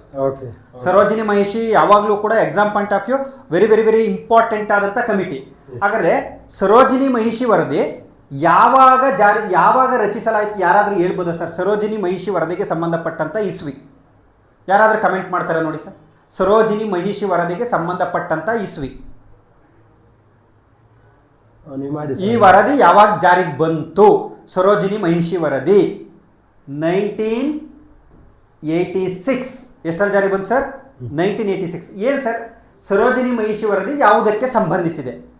ನೋಡಿ, ಆಪ್ಷನ್ ಎ, ಕೇಂದ್ರ ಸರ್ಕಾರ ಮತ್ತು ಅನ್ಯ ರಾಜ್ಯದವರು ಸ್ಥಾಪಿಸಿದ ಉದ್ದಿಮೆಗಳಲ್ಲಿ ಕನ್ನಡಿಗರಿಗೆ ಉದ್ಯೋಗಾವಕಾಶ ಕಲ್ಪಿಸುವುದು. ಅರ್ಥ ಆಯ್ತಾ ಸರ್? ಬಿ, ಪ್ರಾಥಮಿಕ ಪ್ರೌಢ ಶಿಕ್ಷಣದಲ್ಲಿ ಕನ್ನಡ ಮಾಧ್ಯಮಕ್ಕೆ ಆದ್ಯತೆ ನೀಡುವುದು. ಕಾಗೋಡು ರೈತ ಚಳುವಳಿ ಬಗ್ಗೆ ವರದಿ ನೀಡಲು. ಮೇಲಿನ ಎಲ್ಲವೂ ಸರಿಯಾಗಿದೆ ಅಂತ ಆಪ್ಷನ್ ಇದೆ ಸರ್. ರೈಟ್ ಆನ್ಸರ್ ಯಾಕೆ ಕಮೆಂಟ್ ಮಾಡಿ ನೋಡೋಣ. ಬಿ ಅಂತ ಮಾಡಿದಾರಾ? ಆಮೇಲೆ ನೋಡಿ ಸರ್ ಇನ್ನೇನು ಮಾಡಿದ್ದಾರೆ, ಕಮೆಂಟ್ ಮಾಡ್ರಪ್ಪ ಲೈವಲ್ಲಿರೋರು. ಈ ಪ್ರಶ್ನೆಗೆ ಉತ್ತರ ಏನು? ಆಮೇಲೆ ಗೂಗಲಾಗಿ ಇಮಿಡಿಯೇಟ್ ಚೆಕ್ ಮಾಡಬೇಡ್ರಿ. ನಿಮಗೆ ಏನು ಗೊತ್ತದನ್ನು ಹೇಳಿ. 1983 ಅಂತ ಮಾಡಿದ್ದಾರೆ. ಆಮೇಲೆ ಸರ್ ಇದಕ್ಕೆ ಆನ್ಸರ್ ಏನು? ಸರೋಜಿನಿ ಮಹಿಷಿ ಯಾವುದಕ್ಕೆ ಸಂಬಂಧಿಸಿದೆ ವರದಿ? ನೋಡಿ ಸರ್, ಈಗ ಸುಮಾರು ಜನ ಕಮೆಂಟ್ ಮಾಡ್ತಾ ಇಲ್ಲ. ಅದೇ ಶಾತವನರು, ಕದಂಬರು, ಗಂಗರು ಕೇಳಿ ರಪ ರಪ ರಪ ರಪ ಕಮೆಂಟ್ ಮಾಡಿಬಿಡ್ತಾರೆ. ಹೌದಲ್ವಾ ಸರ್? ಹೌದು. ಆಪ್ಷನ್ ಎ ಸರಿನಾ, ಬಿ ಸರಿನಾ, ಸಿ ಸರಿನಾ, ಡಿ ಸರಿನಾ ನಮ್ಗೆ ಅಷ್ಟೇ ಹೇಳಿ. ಒಬ್ರು ಡಿ ಅಂತ ಹಾಕ್ತಾರೆ. Santosh D, Shivraj Kumar A, Sunil D. Google search ಮಾಡಿ ಯಾರೋ ಆನ್ಸರ್ ಹೇಳ್ಬಾರ್ದು. ರಪಕಂತ ಸರ್ಚ್ ಮಾಡಿ ರಪಕಂತ ಆನ್ಸರ್ ಹೊಡೆದು ಬಿಡ್ತಾರೆ ಸರ್. ನೋಡಿ ಸರ್, ಈಗಲೇ ಅರ್ಥ ಆಯ್ತಾ ಸರ್ ನಿಮ್ಗೆ? ನಾವು ಹಿಂದೆ ಒಂದು ಕ್ಲಾಸ್ ಮಾಡಿದ್ದು, ಪ್ರಶ್ನೆ ಕೇಳೋದೇ ತಡ ರಪ ರಪ ರಪ ರಪ ಆನ್ಸರ್ ಬಂದ್ಬಿಡವು. ಬಟ್ ಇವತ್ತು ಎಷ್ಟು ಕಷ್ಟ ಸಾಧ್ಯ ಆಗ್ತದೆ ಸರ್? ಯಾಕಂದ್ರೆ ಹುಡುಗರು ಈ ಟಾಪಿಕ್ ಮೇಲೆ ಫೋಕಸ್ ಮಾಡ್ತಾ ಇಲ್ಲ. ಇವನ್ ಫೋಕಸ್ ಮಾಡ್ಬೇಕು. ಒಂದೆರಡು ಪ್ರಶ್ನೆ ಇಲ್ಲೇ ಫೇಲ್ಯೂರ್ ಆಗ್ತಾ ಇರೋದು. ಏನ್ ಮಾಡ್ತಾ ಇದಾರೆ ಸರ್? ಸರ್ ಎಲ್ರು ಏ ಅಂತಿದ್ದಾರೆ. Very good, very good. ಇಲ್ಲಿ ನೋಡಿ ಸರ್, ಸರೋಜಿನಿ ಮಹಿಷಿ ವರದಿ ಇದೆಯಲ್ಲ ಸರ್, ಒಂದು ತಲೆಯಲ್ಲಿ ಇಟ್ಕೊಳ್ರಿ, ಕನ್ನಡಿಗರಿಗೆ ಉದ್ಯೋಗ ದೊರಕಿಸಲು ಸರೋಜಿನಿ ಮಹಿಷಿ ವರದಿ ಶಿಫಾರಸ್ ಮಾಡುತ್ತೆ. ಕೇಂದ್ರ ಸರ್ಕಾರ ಇರ್ಬೋದು, ಅನ್ಯ ರಾಜ್ಯದವರು ಸ್ಥಾಪಿಸಿದ ಉದ್ಯಮಗಳಿರ್ಬೋದು, ಕರ್ನಾಟಕದಲ್ಲಿ ಸ್ಥಾಪನೆ ಆದರೆ ಕನ್ನಡಿಗರಿಗೆ ಉದ್ಯೋಗಾವಕಾಶ ಕಲ್ಪಿಸಬೇಕು. ಸೊ ಈ ವರದಿಯನ್ನು ಆಧರಿಸಿ ಏನು ಮಾಡ್ತಾರೆ? ಈ ವರದಿ ಏನು ಶಿಫಾರಸ್? ಸರೋಜಿನಿ ಮಹಿಷಿ ಒಬ್ಬರು ಸೋಷಿಯಲ್ ಹೋರಾಟಗಾರರು, ಸಾಮಾಜಿಕ ಹೋರಾಟಗಾರರು. ಎ ವರ್ಗದ ಹುದ್ದೆಗಳಲ್ಲಿ ಎ ರಿಸರ್ವೇಶನ್ ಕರ್ನಾಟಕಕ್ಕೆ ನೀವು ಅಪಾಯಿಂಟ್ ಮಾಡ್ಬೇಕಾದ್ರೆ 65% ಕನ್ನಡಿಗರು ಇರಬೇಕು. ಇದನ್ನು ಕೇಳ್ತಾರೆ ಸರ್, ಡೆಪ್ತ್ ಆಗಿ ಕೇಳಿದ್ದಾರೆ ಅಲ್ವಾ ಸರ್? ಯಾಕಂದ್ರೆ ಇದನ್ನ ಅಥೆಂಟಿಕ್ ಆಗಿ ನೋಡ್ಕೋಬೇಕು. ಯಾಕಂದ್ರೆ ಈ ಪ್ರಶ್ನೆಗೆ ಉತ್ತರ ಹೇಳಕ್ಕೆ ಹುಡುಗರು ಒದ್ದಾಡ್ತಾವ್ರೆ ಅಂದ್ಮೇಲೆ ಈ ತರ ಅಥೆಂಟಿಕ್ ಆಗಿ ಹೋದಾಗ ಬಿಟ್ಬಿಡ್ತಾರೆ. ಬಿ ವರ್ಗದ ಹುದ್ದೆಗಳಲ್ಲಿ 80% ಕೊಡಬೇಕು ಸರ್ ರಿಸರ್ವೇಶನ್ ಕನ್ನಡಿಗರಿಗೆ. ಕರ್ನಾಟಕದಲ್ಲಿ ಎ ವರ್ಗದ ಹುದ್ದೆಗಳನ್ನು ನೀವು ಸೃಷ್ಟಿ ಮಾಡಿದ್ದೀರಾ ಅಂದ್ರೆ ಕನ್ನಡಿಗರಿಗೆ 65% ಇರಬೇಕು. ಬಿ ವರ್ಗದ ಹುದ್ದೆಗಳಲ್ಲಿ 80% ಇರಬೇಕು. ಸಿ ಮತ್ತು ಡಿ ವರ್ಗ ಸಂಪೂರ್ಣವಾಗಿ ಕನ್ನಡಿಗರಿಗೆ ಆದ್ಯತೆ ನೀಡಬೇಕು, 100%. ಇದು ಈ ವರದಿ ನೀಡಿದ ಶಿಫಾರಸ್ಸು. ಬಟ್ ಜಾರಿಗೆ ಬರಲಿಲ್ಲ ಸರ್. ಯಾವುದೇ ಸರ್ಕಾರಕ್ಕೆ ಇಚ್ಛಾಶಕ್ತಿ ಇರಲಿಲ್ಲ, ಇದು ಜಾರಿಗೆ ಬಂದಿಲ್ಲ. ಇದಕ್ಕೆ ಒಂದು ಸರ್, ಈಗ ನೀವು ಹೇಳಿ, ಉದ್ಯೋಗವನ್ನ ಅಂದ್ರೆ ಇದು ಎಥಿಕ್ಸ್ ಕ್ವಶನ್ ಬರುತ್ತೆ ಸರ್. Yes sir. ಉದ್ಯೋಗವನ್ನ ಸ್ಥಳೀಯತೆ ಆಧಾರದ ಮೇಲೆ ಕೊಡಬೇಕಾ, ಕೌಶಲ್ಯ ಆಧಾರದ ಮೇಲೆ ಕೊಡಬೇಕಾ? ನೀವು ಒಬ್ಬ ಇಂಡಸ್ಟ್ರಿ ಓನರ್ ಆಗಿದ್ರೆ ನೀವು because is A local resident ಆಧಾರದ ಮೇಲೆ ಕೊಡ್ತೀರಾ, ಅಥವಾ ಅವನಿಗೆ ಕೌಶಲ್ಯ ಇದೆಯಾ ಅದ್ರ ಮೇಲೆ ಕೊಡ್ತೀರಾ? ಇದು ನೋಡಿ ತುಂಬಾ ಹೆಂಗಾಗಿದೆ ಅಂತಂದ್ರೆ ಸರ್, ಸರ್ಕಾರ ಯಾಕೆ ಇದು ಮಾಡ್ತಾ ಇಲ್ಲ ಅಂತಂದ್ರೆ, ಹಿಂಗೇನಾದ್ರೂ ನಾವು ಲೋಕಲ್ಗೆ ಅಲೋ ಮಾಡಿಬಿಟ್ರೆ ಸ್ಕಿಲ್ಡ್ ಇರತಕ್ಕಂಥವ್ರು ಕಡಿಮೆ ಆಗ್ಬಿಡ್ತಾವ್ರೆ. Industries won't come to Bengaluru. ಅಂದರೆ ಕೈಗಾರಿಕೆಗಳು ನೀವು ಬರೀ ಸ್ಥಳೀಯತೆ ಅಂತ ಹೋದರೆ ಪ್ರೊಡಕ್ಟಿವಿಟಿಯಲ್ಲಿ. ಸೊ ನಿಮ್ಮ ಒಪಿನಿಯನ್ ಕಮೆಂಟ್ ಮಾಡಿ. ನಾನು ಕೇಳಿದ ಪ್ರಶ್ನೆಗೆ ಯಾರೂ ಆನ್ಸರ್ ಮಾಡಿಲ್ಲ. ಈ ಅಂತಾರಾಜ್ಯ ನದಿ ವಿವಾದಗಳಲ್ಲಿ ಸುಪ್ರೀಂ ಕೋರ್ಟ್ ಮೂಗು ತೋರ್ಸಂಗಿಲ್ಲ ಅಂತ ಹೇಳಿದೆ, ಬಟ್ ಯಾಕೆ ಮತ್ತೆ ಕಾವೇರಿ ತೀರ್ಪನ್ನು ಕೊಟ್ಟಿದ್ದಾರೆ, ಎಲ್ಲಿವರೆಗೂ ಆನ್ಸರ್ ಇಲ್ಲ. ಸ್ವಾಮಿ, ನೀವು ಈ ಲೆವೆಲಲ್ಲಿ ಓದ್ಕೊಂಡ್ರೆ ಎಕ್ಸಾಮ್ಸ್ ಕ್ಲಿಯರ್ ಆಗುತ್ತೆ. ಈಗ ನಾವು ಭಾಳಷ್ಟು ಜನ ಕೇಳ್ತಿದ್ದಾರೆ ಸರ್, ಹೇಗೆ HVT ಇಂದ ಸ್ಕೋರ್ ಮಾಡಬೇಕು, HVT ಅಂಗಲ್ ಅಂತಂದ್ರೆ ಹೇಳ್ತೀನಿ ನೋಡಿ ಸರ್. ಈಗ ನೋಡಿ ಹೆಂಗೆ HVT ಅಂತ ಹೇಳ್ತೀನಿ. ಎಲ್ಲ ಬಿಡಿ ಸರ್, ಇಲ್ಲಿದೆ ನೋಡಪ್ಪ ರಾಜು. HVT ಅಂಗಲ್ ನೀನು ಕೇಳ್ತಾ ಇದ್ದೀನಿ, ಹೆಂಗೆ ಸ್ಕೋರ್ ಮಾಡಬೇಕು ನೋಡಿ. ಇಲ್ಲೇ ಕ್ವಶನ್ ಪೇಪರ್ ಇದ್ರ ಮುಂದೆ ನಿಮ್ಗೆ ಹೇಳ್ತೀನಿ ನಾನು. ಸರ್ ಇದೇನು ಸರ್? ಇದು ಕಾಗೋಡು. ಎಲ್ಲಿ ಬಂದಿದೆ ಸರ್? ಫಸ್ಟ್ ಕ್ವಶನ್ ಅಂತ. ಹೌದು, 1951 ಯಾಕೆ ಕೇಳಿದ ಕಾಗೋಡು ಅಂದ್ರೆ ಇದು ರಾಂಗ್ ಆಪ್ಷನ್. ಇದು ರಾಂಗ್ ಆಪ್ಷನ್ ಅಲ್ಲ ಸರ್, ಇದು ರಾಂಗ್ ಸರ್. ರಾಂಗ್ ಆಪ್ಷನ್ ಅಲ್ಲೂ ಸಹ ಒಂದು ತತ್ವ ಇದೆ. ರಾಂಗ್ ಆಪ್ಷನ್ ಅಲ್ಲೂ ತತ್ವ ಇದೆ ಸರ್. ಸೊ ಅವನು ರಾಂಗ್ ಆಪ್ಷನ್ ಅಲ್ಲೂ ಸಹ ನಮಗೆ ಹಿಂಟ್ ಕೊಟ್ಟಿದ್ದಾನೆ ನೋಡು ಸರ್. ಒಂದು ಇಂಟ್ರಾಪ್ಟ್ ಮಾಡ್ಬಿಡ್ತೀವಿ. ನಾವು ನೀವು ಎಕ್ಸಾಮ್ ಬರಿಬೇಕಾದ್ರೆ 2020 ಬಿಫೋರ್, ಯಾಕಂದ್ರೆ ನಾನು 2014 ಕಾಂಪಿಟೇಟಿವ್ ಎಕ್ಸಾಮಿಗೆ ಪಾಠ ಮಾಡಿದ್ದೆ. ಹೌದು. ಒಂದು ಪ್ರಶ್ನೆ ಕೇಳ್ದ ಅಂದ್ರೆ, ಈಗ ವಿಜಯನಗರದ ಪ್ರಸಿದ್ಧ ಅರಸ ಯಾರು ಅಂತ ಕೇಳಿದ್ರೆ ಕೃಷ್ಣದೇವರಾಯ, ಚಿಕ್ಕದೇವರಾಜ ಒಡೆಯರು, ಅಮೋಘ ವರ್ಷ, ಅಥವಾ ಇನ್ನೊಂದು ಯಾರು ಎರಡನೇ ಪುಲಿಕೇಶಿ. ಅಂದ್ರೆ ವಿಜಯನಗರಕ್ಕೆ ಸಂಬಂಧಿಸಿದಂತ ಒಂದೇ ಹೆಸರು ಹಿಡಿತಿದ್ದು, ಇನ್ನು 3 ಹೆಸರು ಬೇರೆ. ನೋಡ್ತಿದ್ದಂಗೆ ಗೊತ್ತಾಗ್ಬಿಡೋದು. ಇವಾಗ ಹಂಗಲ್ಲ ಸರ್, ಹೆಂಗಿರ್ತವೆ 4 ಸರಿ ಇರ್ತವೆ. ಉದಾಹರಣೆ, ನಾನು ಕಾಗೋಡು ಚಳುವಳಿಯಲ್ಲಿ ಬಂಧಿಸಿದ ನಾಯಕ ಯಾರು, ಆ 4 ಜನನು ಕಾಗೋಡು ಚಳುವಳಿಯಲ್ಲಿ ಭಾಗವಹಿಸ್ತಾರೆ. ಬಟ್ ಅಲ್ಲಿ ಏನು ಅಥೆಂಟಿಕ್ ಆಗಿ ಕೇಳಿದ್ದಾನೆ, ಬಂಧಿಸಲ್ಪಟ್ಟ ರಾಷ್ಟ್ರೀಯ ನಾಯಕ ಯಾರು, ಅಥೆಂಟಿಕ್ ಆಗಿ ಉತ್ತರ ಬರಬೇಕು. ಆ ಥರ ಪ್ರಶ್ನೆ ಕೇಳ್ತಾರೆ ಸರ್. ಸರ್ ಅದಕ್ಕೆ ನಾನು ಹೇಳ್ತೀನಿ ಅಂದ್ರೆ, ನೋಡಪ್ಪ ರಾಜು, ಕಾಗೋಡು ಚಳುವಳಿ ರಾಂಗ್ ಆಪ್ಷನ್ ಇದೆ. ನೀನೇನಾದ್ರೂ ಕ್ವಶನ್ ಪೇಪರ್ ಕರೆಕ್ಟಾಗಿ ನೋಡು ಅನ್ನಿಸ್ಬೇಕಾದ್ರೆ ಕಾಗೋಡು ಚಳುವಳಿ ಬಗ್ಗೆ 1 ಪೇಜ್ ನೋಟ್ಸ್ ಮಾಡಿ ಕಳಿಸಿ, ನೀವು ನೋಡೋಣ. ಸರ್ ಬಹಳಷ್ಟು ಜನ ಹೇಳ್ತಾ ಇದ್ದೀನಿ ಸರ್, ಹೋಮ್ವರ್ಕ್ ಅಲ್ಲಿ ನನಗೆ ಈಗ 5,000 ಜನ HVT ಸ್ಟೂಡೆಂಟ್ಸ್ ಇದ್ದಾರೆ ಸರ್. ಇದರಲ್ಲಿ ಹೋಮ್ವರ್ಕ್ 500 ಜನ ಮಾಡ್ತಾರೆ ಸರ್, ಇನ್ನು ರಿಮೈನಿಂಗ್ ಜನ ಹೋಮ್ವರ್ಕ್ ಮಾಡಲ್ಲ ಸರ್. ಕಾಗೋಡು ಚಳುವಳಿ ಬಗ್ಗೆ ಮಂಜುನಾಥ್ ಸರ್ ಬರೆದ್ರೆ ಮಂಜುನಾಥ್ ಸರ್ಗೆ ಲಾಭ ಇಲ್ಲ, ಏನಕ್ಕೆ ಅವ್ರು ಎಕ್ಸಾಮ್ಸ್ ಬರೀತಾ ಇಲ್ಲ. ನೀನು ಬರಿಬೇಕು.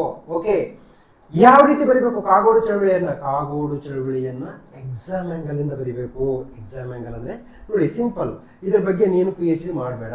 ಕಾಗೋಡು ಚಳುವಳಿ ಯಾಕೆ, ಎಲ್ಲಿ, ಯಾವಾಗ, ಯಾವ ನಾಯಕರು ಬೆಳೆಸಿದ್ರು, ಅದರ ಇಂಪ್ಯಾಕ್ಟ್ ಏನು ಕೇಳ್ತಾರೆ ನೋಡಿ. ಕರ್ನಾಟಕ ಭೂ ಸುಧಾರಣೆ ಒಂದು ಭೂ ಸುಧಾರಣೆಗಳಿಂದ ಆದಂತಹ ಸಾಮಾಜಿಕ ಪರಿಣಾಮ ಏನು? Mains question sir, mains question ಇದು. ನಾನು ಬರ್ಕೊಡ್ತೀನಿ ನಿಮಗೆ 100% ಈ ವಿಡಿಯೋನ ಸಾಕ್ಷಿ. ಭೂ ಸುಧಾರಣೆಗಳು, ಹಾವನೂರು ಆಯೋಗ, ನೀವು ಸರ್ ಈಗ ಹಾವನೂರು ಆಯೋಗ, ಚಿನ್ನಪ್ಪರೆಡ್ಡಿ ಆಯೋಗ, ವೆಂಕಟಸ್ವಾಮಿ ಆಯೋಗ, ಅದು ಪ್ರಶ್ನೆ ತಂದಿದ್ದೀನಿ. ಅದು ಐತೆ ಸರ್, ಅದು ಐತೆ, ಮಾತಾಡೋಣ ಸರ್, ಅದು ಐತೆ. Yes sir. ಈಗ ನೆಕ್ಸ್ಟ್ ಅಂದರೆ ನಾನು ಈಗ ಹೇಳಿದೆ ಸರ್, ಈ ಬುಕ್ಕು ನಿಮ್ಮ ಎಲ್ಲರ ಸಹಕಾರದಿಂದ ಚೆನ್ನಾಗಿ ಓದ್ತಾ ಇದೆ. ಇನ್ನು ಯಾರೆಲ್ಲ ಪರ್ಚೇಸ್ ಮಾಡಿಲ್ಲ, ಶಾಂತಮಾರ್ಗ ವೆಬ್ಸೈಟಲ್ಲಿ ಇದೆ, ಶಾಂತಮಾರ್ಗ ವೆಬ್ಸೈಟಲ್ಲಿದೆ, ಆ್ಯಪಲ್ಲೂ ಇದೆ. ದಯಮಾಡಿ ರಾಜ್ಯದಾದ್ಯಂತ ಎಲ್ಲ ಕಡೆ ಸಿಗುತ್ತೆ, ನಿಮ್ಗೆ ಎಲ್ಲ ಅವೈಲಬಲ್ ಅಲ್ಲಿ ತಗೊಳ್ಳಿ. ಆಕ್ಚುಲಿ ನನಗೆ ಮಂಜುನಾಥ್ ಸರ್ ಮೊದಲು ಪರಿಚಯ ಇಲ್ಲ, ಈ ಪುಸ್ತಕ ಪರಿಚಯ ಆಗಿದ್ದು. ನಾನು ಅಂದರೆ ಈ ಪುಸ್ತಕ ನೋಡಿದಾಗ ಅನಿಸ್ತು, ದಿಸ್ ಮಾಡೆಲ್ ಇಸ್ ರಿಕ್ವೈರ್ಡ್. ನನಗೆ ಏನು ಗೊತ್ತಾ ಸರ್, ಇವತ್ತು ಗಂಗಾಧರ್ ಸರ್ ಹತ್ರ ಮಾತಾಡ್ತಾ ಇದ್ದೆ. ಸಿ ಎಕ್ಸಾಮ್ ಆ್ಯಂಗಲಿಂದ ಕೊಡ್ಬೇಕು ನನಗೆ. ಹೌದು, ನೀವೇನೇ ಮಾಡಿ. ಸೊ ಗಂಗಾಧರ್ ಸರ್ ಬುಕ್ಕು ಸಹ ಎಕ್ಸಾಮ್ ಆ್ಯಂಗಲ್ ಎಂದಿದೆ, ಒಂದು ಡೆಪ್ತ್ ಆಗಿದೆ. ನನಗೆ ಎಕ್ಸಾಮ್ ಆ್ಯಂಗಲ್ ಬಿಟ್ಟು ಅಕಾಡೆಮಿಕ್ ಆ್ಯಂಗಲ್ ಕೊಡ್ತಕ್ಕಂಥ ಯಾವುದೇ ಪುಸ್ತಕ ನನಗೆ ಇಷ್ಟ ಆಗಲ್ಲ. ಸೊ ನನಗೆ ಇಷ್ಟ ಆಗಿದ್ದು ಏನಕ್ಕೆ ಅಂತಂದರೆ ಎಕ್ಸಾಮ್ ಆ್ಯಂಗಲ್. 8ನೇ ಆವೃತ್ತಿ. ಇದಕ್ಕೆ ಏನು ಆ್ಯಡ್ ಮಾಡಿದ್ದಾರೆ ಸರ್? ಇದಕ್ಕೆ ಸರ್ ಇದು 8ನೇ ಆವೃತ್ತಿಯಲ್ಲಿ ಒಂದು ವಿಶೇಷ ಏನು ಅಂದರೆ, ಸರ್ ಈಗ ಹೆಸರೇನು ಮೆನ್ಷನ್ ಮಾಡೋದು ಬೇಡ ಅಂತಂದರೆ, ಕರ್ನಾಟಕದ ಒಬ್ಬ ದೊಡ್ಡ competitive exam lecturer sir, okay, resource person. ನಿನ್ನೆ ರಾತ್ರಿ ಫೋನ್ ಮಾಡ್ತಾರೆ, ಅವರು ರಾತ್ರಿ ಬುಕ್ ಓದ್ತಾ ಇದ್ರಂತ, ಇತಿಹಾಸ ಪಾಠ ಮಾಡಬೇಕು ಅಂತೇಳಿ. ನಂದು ಒಂದು ಯಾರೋ ನಿಮ್ಮಂಥ ಹುಡುಗಿ ಹೆಂಗೆ ಬುಕ್ಕಿಂದ ಪರಿಚಯ ಅದನ್ನ ಅವ್ರು ಹೇಳ್ತಾ ಇದ್ರು ಸರ್ ಎಂತೆಂಥ ದೊಡ್ಡ ದೊಡ್ಡ ಪುಸ್ತಕದಲ್ಲಿ ಇಲ್ಲದೆ ಇರ್ತಕ್ಕಂಥ ಪಾಯಿಂಟು ಕೆಲವು ನಿಮ್ಮಲ್ಲಿ ಸಿಕ್ಕದು, ಯಾವ ಥರ ಮಾಹಿತಿ ಕಲೆಕ್ಟ್ ಮಾಡಿದ್ರಿ ಅಂತ. ಸರ್ ನೀವು ಯಾವಾಗಲೂ ಹೇಳ್ತಿರಲ್ಲ HYT, ಕರೋನಾದಾಗ ಮಾಡೋಕ್ಕೇನು ಬೇರೆ ಕೆಲಸ ಇರಲಿಲ್ಲ ಸರ್, ಬರೀ ತಿನ್ನೋದೇ ಮಾಡ್ತೀವಲ್ಲ ನಾವು, ಯಾವಾಗಲೂ ಶಿಕ್ಷಕರು ಓದಬೇಕು, ಯಾಕಿಂತ ಕೆಲಸ ಮಾಡ್ತೀವಿ ಅಂತೇಳಿ ಔಟ್ ಆಫ್ ಸ್ಟೇಟ್ ಕ್ವಶನ್ ಪೇಪರ್ಗಳನ್ನ ಕಲೆಕ್ಟ್ ಮಾಡ್ಕೊಂಡೆ, KSET ನೆಟ್ಟು ಕ್ವಶನ್ ಪೇಪರ್ಗಳನ್ನ ಕಲೆಕ್ಟ್ ಮಾಡ್ಕೊಂಡೆ. ನಾನು ಅಲ್ಲಿವರೆಗೂ ರೆಫರೆನ್ಸ್ ಬುಕ್ ನೋಡಿ ಪುಸ್ತಕ ಬರೀತಿದ್ದೋನು. ಅವಾಗ ಏನು ಮಾಡಿದೆ, ಕ್ವಶನ್ ಪೇಪರ್ ನೋಡಿ ಅದಕ್ಕೆ ಸಂಬಂಧಪಟ್ಟಂಥ 360 ಡಿಗ್ರಿ ಆ್ಯಂಗಲಲ್ಲಿ ಮಾಹಿತಿ ಕಲೆಕ್ಟ್ ಮಾಡಿ ಹಾಕಕ್ಕೆ ಶುರು ಮಾಡಿದೆ. ಹಂಗಾಗಿ ಮೋಸ್ಟ್ ಪ್ರಾಬಬಲಿ ಅದು ಆ ಕ್ವಾಲಿಟಿ ಬಂದಿದೆ. Yes sir. ಈಗ ಮುಂದೆ ಹೋಗೋಣ ಸರ್. ಈಗ ನೆಕ್ಸ್ಟ್ ಕ್ವಶನ್ ನೋಡಿ. ನೆಕ್ಸ್ಟ್ ಕ್ವಶನ್ನು ಸರ್, 1960ರಲ್ಲಿ ಕೇಂದ್ರ ಸರ್ಕಾರ ನೇಮಿಸಿದ ಪಾಟಸ್ಕರ್ ಸಮಿತಿ. ಸರ್, ಈ ಕಮಿಟಿಗಳ ಮೇಲೆ ಒಂದು ಪ್ರಶ್ನೆ ಇದ್ದೇ ಇರ್ತದೆ. ಕಮಿಟಿಗಳ ಮೇಲೆ ಪಾಟಸ್ಕರ್ ಕಮಿಟಿ ಈ ಕೆಳಗಿನ ಯಾವ ಗಡಿ ವಿವಾದಗಳನ್ನು ಬಗೆಹರಿಸಲು, ಇದನ್ನು ಕೂಡ ತರಗತಿಯಲ್ಲಿ ಡಿಟೇಲ್ ಆಗಿ ಮಾಡ್ತೀನಿ ಸರ್. ನೀವು ನಂಬ್ತಿರಲ್ಲ, 4-5 ಡೇಸಿಂದ ಈ ನೋಟ್ಸ್ ಮಾಡೋ ಪ್ರಿಪೇರಲ್ಲೇ ಉಳಿದಿದ್ದೀನಿ ಸರ್. ಯಾಕಂದ್ರೆ ನಮಗೆ ಗೊತ್ತಿರೋಷ್ಟು ಹೇಳೋಕ್ಕಿಂತ, ಯಾಕಂದ್ರೆ ನನಗೆ ಗೊತ್ತಿರೋದು ಹೇಳೋದಲ್ಲ ಸರ್, ಹೆಚ್ಚು ತಿಳ್ಕೊಂಡು ವಿದ್ಯಾರ್ಥಿಗಳಿಗೆ ಮೂಡಿಸ್ಬೇಕು ಅನ್ನೋ ಮನೋಭಾವದಿಂದ. Yes sir. ನೋಡಿ, ಇದೇನು ಕರ್ನಾಟಕ ಕೇರಳ ಗಡಿ ವಿವಾದವನ್ನು ಬಗೆಹರಿಸ್ಲಿಕ್ಕ, ಕರ್ನಾಟಕ ಮತ್ತು ಆಂಧ್ರ ಪ್ರದೇಶದ ಗಡಿ ವಿವಾದವನ್ನು ಬಗೆಹರಿಸ್ಲಿಕ್ಕ, ಕರ್ನಾಟಕ ಮತ್ತು ಮಹಾರಾಷ್ಟ್ರ ಗಡಿ ವಿವಾದವನ್ನು ಬಗೆಹರಿಸ್ಲಿಕ್ಕ, ಕರ್ನಾಟಕ ಮತ್ತು ತಮಿಳುನಾಡು. ಇದೇ ಪ್ರಶ್ನೆ ಯಾಕೆ ತಂದಿದ್ದೀನಿ ಸರ್ ನಾನು, ಕೇಳ್ಬೋದಲ್ವಾ ಸರ್ ನೀವು? ಯಾವಾಗಲೂ ಮಹಾಜನ್ ಕಮಿಟಿ ಯಾವುದಕ್ಕೆ ಸಂಬಂಧಿಸಿದೆ, ಮಹಾಜನ್ ವರದಿ ಯಾವುದಕ್ಕೆ ಸಂಬಂಧಿಸಿದೆ, ಕೇಳಿ ಕೇಳಿ ಕೇಳಿ ಹುಡುಗರಿಗೆ ಏನಾಗಿದೆ, ನಿದ್ದೆಗಳಲ್ಲೂ ಆನ್ಸರ್ ಮಾಡ್ತಾರೆ. ಪಕ್ಕದಾಗಿರೋ ಪಾಟಸ್ಕರ್ನ ಕೇಳಿದ್ರೆ ಅವ್ರು ಆನ್ಸರ್ ಮಾಡಲ್ಲ. ಈಗ ಕಮೆಂಟ್ ಮಾಡಲಿ ಸರ್, ಪಾಟಸ್ಕರ್ ಕಮಿಟಿ ಯಾವುದಕ್ಕೆ ಸಂಬಂಧಿಸಿದೆ, ಗೂಗಲ್ ಮಾಡಬಾರ್ದು, ಹಂಗೆ ಅವ್ರ ತಲೆಯಲ್ಲಿ ಏನು ಐಡಿಯಾ ಇತ್ತು ಅದನ್ನು ಹೇಳ್ಬೇಕು. ಪಾಟಸ್ಕರ್ ಕಮಿಟಿ ಯಾವುದಕ್ಕೆ ಸಂಬಂಧಿಸಿದೆ ನೋಡಿ ಸರ್, ಅಲ್ಲಿ ಹೇಳಿದ್ವಿ ನಮ್ಮ ಕೋರ್ಸಲ್ಲಿ ಗಡಿ ವಿವಾದ ಅಂತ ಇರುತ್ತೆ. ಓಕೆ, ಆಪಲ್ ಕೋರ್ಸ್ ಲಭ್ಯ ಇರುತ್ತೆ.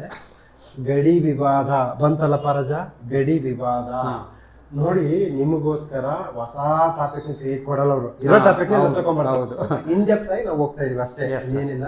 ಸೊ ಆನ್ಸರ್ ಹೇಳ್ತಾ ಇದ್ದಾರೆ ಸಿ ಅಂತ ಹೇಳ್ತಿದ್ದಾರೆ ಸರ್. ಸಿ, ಕರ್ನಾಟಕ ಮತ್ತು ಮಹಾರಾಷ್ಟ್ರ ಅಂತ.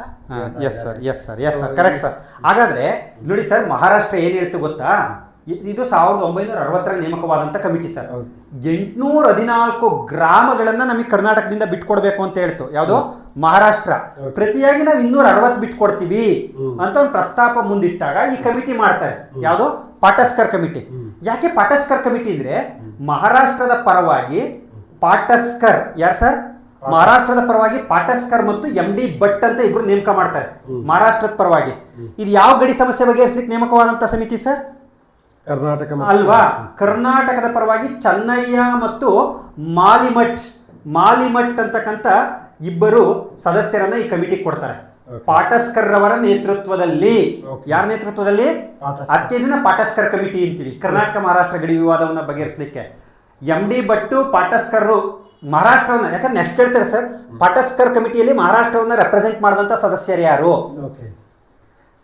ಇದೇ ಪಾಟಸ್ಕರ್ ಕಮಿಟಿಲಿ ಚೆನ್ನಯ್ಯ ಮತ್ತು ಕರ್ನಾಟಕವನ್ನ ರೆಪ್ರೆಸೆಂಟ್ ಮಾಡಿದವರು ಯಾರು, ಅಥವಾ ಈ ಕೆಳಗಿನ ಯಾರು ಪಾಟಸ್ಕರ್ ಕಮಿಟಿಗೆ ಸಂಬಂಧಪಟ್ಟಿದ್ದಾರೆ, ಈ ಕೆಳಗಿನ ಯಾರು ಪಾಟಸ್ಕರ್ ಕಮಿಟಿಗೆ ಸಂಬಂಧಪಟ್ಟಿಲ್ಲ, ಈ ರೀತಿಯಾದಂಥ ಪ್ರಶ್ನೆಗಳು ಬರ್ತವೆ ಸರ್. ಇದು ಜಾರಿಗೆ ಬಂತ ಸರ್ ಅಂದ್ರೆ ಬರಲಿಲ್ಲ. ಯಾಕೆಂದ್ರೆ ಬೆಳಗಾವಿ ವಿಚಾರ ಬಂದಾಗ ಮಹಾರಾಷ್ಟ್ರ ರಾಜ್ಯ ಆಗಲಿಲ್ಲ. ಬೆಳಗಾವಿ ನಮಗೆ ಬೇಕು ಅಂತ ಹಠ ಮಾಡಿದ್ರು, ಬಿದ್ದೋಯ್ತು. ಪಾಟಸ್ಕರ್ ಕಮಿಟಿ ಸಕ್ಸಸ್ ಇಲ್ಲ, ಫೇಲ್ಯೂರು.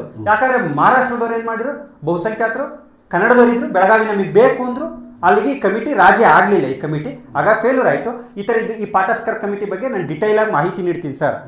S sir. ಇಲ್ಲಿ ಇನ್ನೊಂದು ಸರ್, ಮಹಾಜನ ಆಯೋಗ ಯಾವುದಕ್ಕೆ ಸಂಬಂಧಿಸಿದೆ, ಯಾವ್ಯಾವ ಸ್ಟೇಟಿನ ಗಡಿ ಸಮಸ್ಯೆಗಳನ್ನ ಬಗೆಹರಿಸಲಿಕ್ಕೆ ಮಹಾಜನ ಆಯೋಗವನ್ನ ನೇಮಕ ಮಾಡಿದ್ರು ಸರ್. ಈಗ ಒಂದು ಈಗ ಹಂಗೆ ಕೇಳಿದ್ರೆ ಹೇಳ್ಬಿಡ್ತಾರೆ. ಇನ್ನೊಂದು ಹೇಳ್ತೀನಿ ನೋಡಿ, ಟ್ವಿಸ್ಟ್ ಒಂದೀಗ ಮಹಾಜನ್ ಆಯೋಗ ಯಾಕೆ ಅನುಷ್ಠಾನಕ್ಕೆ ಬಂದಿಲ್ಲ. ಪಾಯಿಂಟ್ ನಂಬರ್ 1, ಮಹಾಜನ್ ಆಯೋಗ ಈಗ ಪರಿಸ್ಥಿತಿ ಎಲ್ಲಿದೆ? ಏನು ICU ಇದೆಯಾ, ಜನರಲ್ ವಾರ್ಡ್ ಅಲ್ಲಿ ಇದೆಯಾ, ಅಥವಾ ಸ್ವರ್ಗಕ್ಕೆ ಸೇರ್ಕೊಂಡಿದ್ಯಾ? ಹೌದು. ಇದು ಏನ್ ಸರ್, ಈಗ ಮಹಾಜನ್ ಆಯೋಗ ಯಾವುದಕ್ಕೆ ಸಂಬಂಧಪಟ್ಟಿದೆ ಅಂದ್ರೆ ನಾವು ನೀವು ಓದ್ಬೇಕಾಗ್ತದೆ. ಈಗ ಸರ್ ಅದಕ್ಕೆ ಇನ್ನೊಂದು ಹೆಜ್ಜೆ ಮುಂದಕ್ಕೂ ಒಂದು ಕ್ವಶನ್ ತಂದಿದ್ದೀನಿ ನೋಡಿ ಸರ್. ಮಹಾಜನ್ ಆಯೋಗ ಕಾರ್ಯಾರಂಭ ಮಾಡಿದ್ ಯಾವಾಗ? ಓಕೆ, ಇಲ್ಲಿ ಕಾರ್ಯಾರಂಭ ಆಮೇಲೆ ಹೇಳ್ತೀನಿ, ಎಕ್ಸ್ಪ್ಲನೇಷನ್ ಆಮೇಲೆ. ಈ ಮಹಾಜನ್ ಕಮಿಟಿ ವರ್ಕ್ ಮಾಡಕ್ ಸ್ಟಾರ್ಟ್ ಮಾಡಿದ್ ಯಾವತ್ತಿಂದ, ವಿತ್ ಡೇಟ್ ಮಂತ್ ಬರುತ್ತೆ ಸರ್. ಕನ್ಫ್ಯೂಷನ್ ನೋಡಿ ಹೆಂಗಿದೆ. ಅಕ್ಟೋಬರ್ 25, ನವೆಂಬರ್ 25, ಇಲ್ಲಿ ಇಸ್ವಿ ಚೇಂಜ್ ಮಾಡಿ ಅದೇ ಅಕ್ಟೋಬರ್ 25, ಅದೇ ನವೆಂಬರ್ 25. ಇಲ್ಲಿ 2 ಇಸ್ವಿ ಮೇಲೆ ಇದು ಕ್ವಶನ್ ಬೇಸ್ ಮಾಡಿದ್ರು. ಎಷ್ಟೇ ಓದ್ಕೊಂಡು ಹೋದ್ರು ನಾವ್ ಹೇಳ್ತೀವಿ ಸರ್, ನನಗಿದು ಈಸಿ. 10 ಸಬ್ಜೆಕ್ಟ್ ಓದ ವಿದ್ಯಾರ್ಥಿಗೆ ಯಾವ್ದನ್ನ ನೆನ್ಪಿಡ್ತಾನೆ, ಯಾವ್ದನ್ನ ಬಿಡ್ತಾನೆ, ಈಚೆಗೆ ಬಂದು ಪೇಪರ್ ಕಷ್ಟ ಅಂತ ಓದಿರ್ತಾನೆ ಸರ್. ಪುಸ್ತಕದಲ್ಲಿ ಇರುತ್ತೆ, ನೋಡಿರ್ತಾನೆ, ಮೈಂಡಲ್ಲಿ ಉಳಿಬೇಕಲ್ಲ ಸರ್. ಅದಕ್ಕೆ ನಾವು HYT ಮಾದರಿಯಲ್ಲಿ ಇದನ್ನು ಹೇಳ್ಬೇಕು ಸರ್. ಏನು ಹೇಳ್ತಿದ್ದಾರೆ ಸರ್ ಹುಡುಗರು? ಅದೇ ಕೇಳ್ತಾ ಇದ್ದೀನಿ. HYT ಇಂದ ಹೇಗೆ ಸ್ಕೋರ್ ಮಾಡಬೇಕು, PVQ ಆಂಗಲ್ ಇಂದ ಎಲ್ಲಿ ಸೋರ್ಸ್ ತಗೊಂಡು ಎಲ್ಲಿ ಓದಬೇಕು, ಎಲ್ಲಿಂದ, ಅದನ್ನೇನು ತಾನೇ ನಮಗೆ ಹೇಳ್ಕೊಡೋದು. ತರಗತಿಲಿ ಅದನ್ನೇ ಹೇಳ್ಕೊಡ್ತೀವಿ ಅಂತ ಹೇಳ್ತಾ ಇರೋದು. ಅದನ್ನೇ ಹೇಳ್ಕೊಡ್ತೇವಪ್ಪ ರಾಜು. ಏನು ಸಂತೋಷ. ನೋಡಪ್ಪ ರಾಜು, ಮಹಾಜನ್ ಆಯೋಗನ ನೀನು PhD ಮಾಡ್ಬೇಕಲ್ಲ, ಯಾಕಂದ್ರೆ ಕೊಟ್ಟಿದ್ದಾರೆ ಇನ್ ಡೆಪ್ತ್ ಆಗಿ. ಹೌದು. ನೀನು ಎಲ್ಲ ಕಮಿಟಿಗಳನ್ನ ಡೇಟ್ ನೆನ್ಪಿಡ್ಬೇಡ. ಎಲ್ಲ ಕಮಿಟಿ ನೆನ್ಪಿಡಕ್ ಆಗಲ್ಲ ಸರ್, highly impossible. So whatever we tell HYTs, you remember, you focus on those areas very much high. Yes sir. ಅಲ್ವಾ ಸರ್? ಸರ್ ಈಗ ನಾನು ಹೇಳ್ತೀನಿ ಅದಕ್ಕೆ. ಇಲ್ಲಿ ನೋಡಿ, ಮಹಾಜನ ಆಯೋಗ ಸರಿಯಾದ ಉತ್ತರ ನಾನೇ ಅನೌನ್ಸ್ ಮಾಡ್ಬಿಡ್ತೀನಿ. ಅಕ್ಟೋಬರ್ 25, 1966. ನೋಡಿ ಸರ್, ಇಲ್ಲಿ ಇದು 1965 ಅಲ್ಲಿ ಏನ್ ಮಾಡ್ತಾರೆ, ಇದನ್ನ ಮಾಡ್ತಾರೆ, ಏನೋ ನೇಮಕ ಮಾಡ್ತಾರೆ. 1966 ಅಲ್ಲಿ ಕಾರ್ಯಾರಂಭ ಮಾಡುತ್ತೆ. 1967 ಅಲ್ಲಿ ರಿಪೋರ್ಟ್ ಕೊಡುತ್ತೆ. 3 ಇಸ್ವಿಗಳು, ನೇಮಕ, ಕಾರ್ಯಾರಂಭ, ರಿಪೋರ್ಟ್. ಸರ್ ಈ ಮಹಾಜನ ಆಯೋಗ ಅಂದ್ರೆ ಬಹಳ ಜನದ ತಲೆಗೆ ಏನಿದೆ, ಕರ್ನಾಟಕ ಮಹಾರಾಷ್ಟ್ರ ಗಡಿ ವಿವಾದವನ್ನು ಬಗೆಹರಿಸಲು ನೇಮಕವಾದ ಆಯೋಗ. ಬಟ್ ಆಕ್ಚುಲಿ ಇದಕ್ಕೆ ಏನೇನು ವರ್ಕಿಂಗ್ ಏರಿಯಾ ಇತ್ತು ಅಂದ್ರೆ, ನಮ್ಮ ಪಕ್ಕದ ಮಹಾರಾಷ್ಟ್ರನೂ ಇತ್ತು, ಕೇರಳನೂ ಇತ್ತು, ತಮಿಳುನಾಡು ಇತ್ತು, ಆಂಧ್ರ ಪ್ರದೇಶದ ಗಡಿ ವಿಭಾಗವನ್ನ ಮಾಡ್ತಕ್ಕಂಥ ಮಹತ್ವದ ಕಾರ್ಯ ಮಹಾಜನ ಆಯೋಗಕ್ಕಿತ್ತು. ಯಾಕೆ ಇದು ಕರ್ನಾಟಕ ಮಹಾರಾಷ್ಟ್ರದ ವಿಚಾರದಲ್ಲೇ ಹೆಚ್ಚು ಮಹತ್ವ ಪಡೆದುಕೊಂಡಿದೆ ಅಂದ್ರೆ, ಮಹಾಜನ್ ಮೂಲತಃ ಮಹಾರಾಷ್ಟ್ರದವರು, ಆದ್ರೂ ಕೂಡ ಅವರು ಬೆಳಗಾವಿನ ಕರ್ನಾಟಕಕ್ಕೆ ಸೇರಿಸಬೇಕು ಅಂತ ರಿಪೋರ್ಟ್ ಕೊಡ್ತಾರೆ. ಆಕ್ಚುಲಿ ನೋಡಿ, ಒಂದು ಸೋಜಿಗದ ಸಂಗತಿ ಏನ್ ಗೊತ್ತಾ, ಈ ಕಮಿಟಿ ರಚನೆ ಮಾಡ್ಬೇಕಂದ್ರೆ ಮಹಾರಾಷ್ಟ್ರದವರು. ಹೌದು, ಯಾವಾಗ ನಾವು ಒಪ್ಕೋತೀವಿ ಅಂತ ಹೇಳಿರು, ಕಮಿಟಿ ಕೂಡ ರಿಪೋರ್ಟ್ ಒಪ್ಕೋತೀವಿ ಅಂದ್ರು, ಬೆಳಗಾವಿನ ಯಾವಾಗ ಸೇರ್ಸಕ್ ಸಾಧ್ಯ ಇಲ್ಲ ಅಂದ್ರೂ ಕೈ ಬಿಟ್ಬಿಟ್ರು. ಯಾರು ಸರ್ ಅವಾಗ ಮಹಾರಾಷ್ಟ್ರದ ಮುಖ್ಯಮಂತ್ರಿ ಯಾರು? ಕಮೆಂಟ್ ಮಾಡಿ. ಮಹಾಜನ ಆಯೋಗ ಇದ್ದಾಗ ಮಹಾರಾಷ್ಟ್ರದ ಮುಖ್ಯಮಂತ್ರಿ ಯಾರು? ಸರ್ ಎಲ್ಲ ಕವರ್ ಮಾಡ್ತೀನಿ ನಾನು, ಎಲ್ಲ ಮಾಹಿತಿ ಕಲೆಕ್ಟ್ ಮಾಡಿದ್ದೀನಿ ನಾನು. ಯಾಕಂದ್ರೆ ಎಷ್ಟು ಡೆಪ್ತ್ ಹೋದ್ರು ಸರ್, ಪ್ರಯತ್ನ ಅಂತೂ 100% ಮಾಡ್ಬೇಕಲ್ಲ ಸರ್. ಕೇಳ್ಬಹುದು, ಆ ಟೈಮಲ್ಲಿ ಮಹಾರಾಷ್ಟ್ರದ ಮುಖ್ಯಮಂತ್ರಿ ಯಾರು ಹೇಳಿ? ನಮ್ಮ ಹುಡುಗರು ಯಾರು ಕಮೆಂಟ್ ಮಾಡಿರೋ ನೋಡಿ ಸರ್, ಮಹಾರಾಷ್ಟ್ರದ ಮುಖ್ಯಮಂತ್ರಿ ಯಾರು ಅಂತ. ಆ ಟೈಮಲ್ಲಿ ಗೂಗಲ್ ಮಾಡಬಾರ್ದು, ತಲೆಯಲ್ಲಿರೋದು ಪಟ್ಟಕ್ ಅಂತ ಹೇಳಬೇಕು. ಜಸ್ಟಿಸ್ ಮೆಹರ್ ಅವರು ಇದಲ್ಲ, ಜಸ್ಟಿಸ್ ಮೆಹರ್ ಚಂದ್ ಅಲ್ಲ.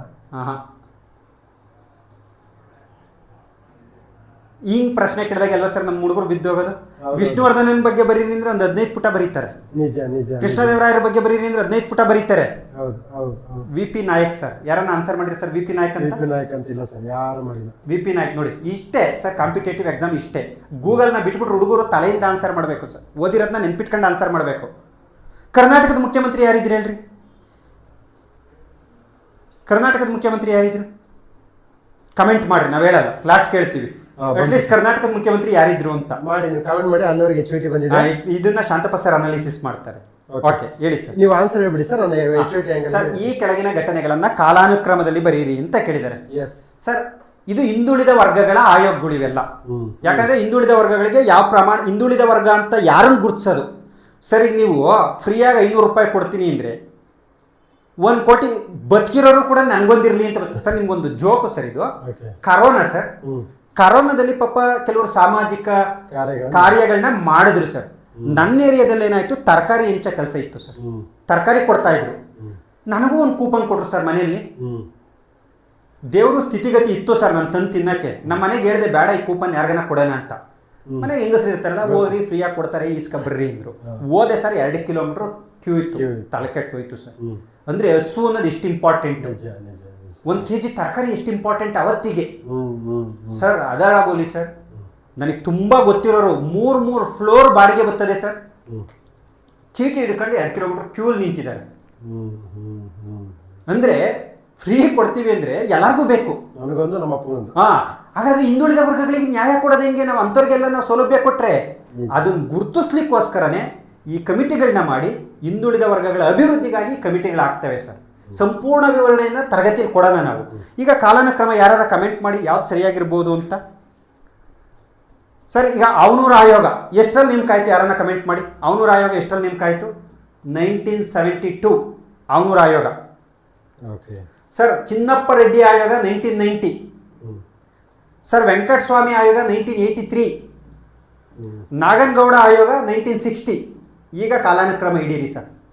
ಹಿಂಗೆ ಓದಿದ್ರೆ, ಅಥವಾ ನಾವು ತರಗತಿ ಮಾಡಿದ ನಂತರ ಮೊದಲನೇ ಕಮಿಟಿ ಯಾವ್ದು ಹೇಳ್ತೀವಿ ಅದು ಫಸ್ಟು, 2ನೇ ಕಮಿಟಿ ಯಾವ್ದು ಹೇಳ್ತೀವಿ ಅದು ಸೆಕೆಂಡ್. ನಾವು ಯಾಕಂದ್ರೆ ಕ್ರೋನಾಲಜಿಕಲ್ ಆರ್ಡರಲ್ಲೇ ಪಾಠ ಮಾಡ್ತೀವಿ, ಹೌದಲ್ವಾ ಸರ್? Yes sir. ಈಗ ನೋಡಿ 1960 4 ಯಾವ್ದಾದ್ರಲ್ಲದೆ ಸರ್, ಇದು ಡಿಲೀಟ್ ಮಾಡಿ ಅಷ್ಟೇ ಸರ್. ಎಕ್ಸಾಮ್ ಬರೆಯೋದು ಒಂದು ಸ್ಕಿಲ್. 50-50 ಅಟ್ಲೀಸ್ಟ್ 10 ಕ್ವಶನ್ ಮಾಡಿದ್ರೆ ಒಂದು 5 ರೀಟ್ ಆಗಲ್ವಾ? 100% ಆಗುತ್ತೆ. ನೆಕ್ಸ್ಟ್ 1972 1 ಇದು ಹೋಯ್ತಿದೆ ಅಷ್ಟೇ, ಮುಂದಕ್ಕೆ ನೋಡೋದೇ ಬೇಕಾಗಿದೆ ಎಷ್ಟು ಗೊತ್ತಾಗ್ಬಿಟ್ರೆ. ಇನ್ನ 3 2 ಅಂದರೆ 4 1 3 2 ಇದ್ರ ಮೇಲೆ HYT ಹೇಳಿ ಸರ್ ನೀವು. ಇದು ಸಂಪೂರ್ಣ ವಿವರಣೆಯನ್ನು ನಾನು ತರಗತಿಯಲ್ಲಿ ಮಾಡ್ತೀನಿ ನೋಡಿ.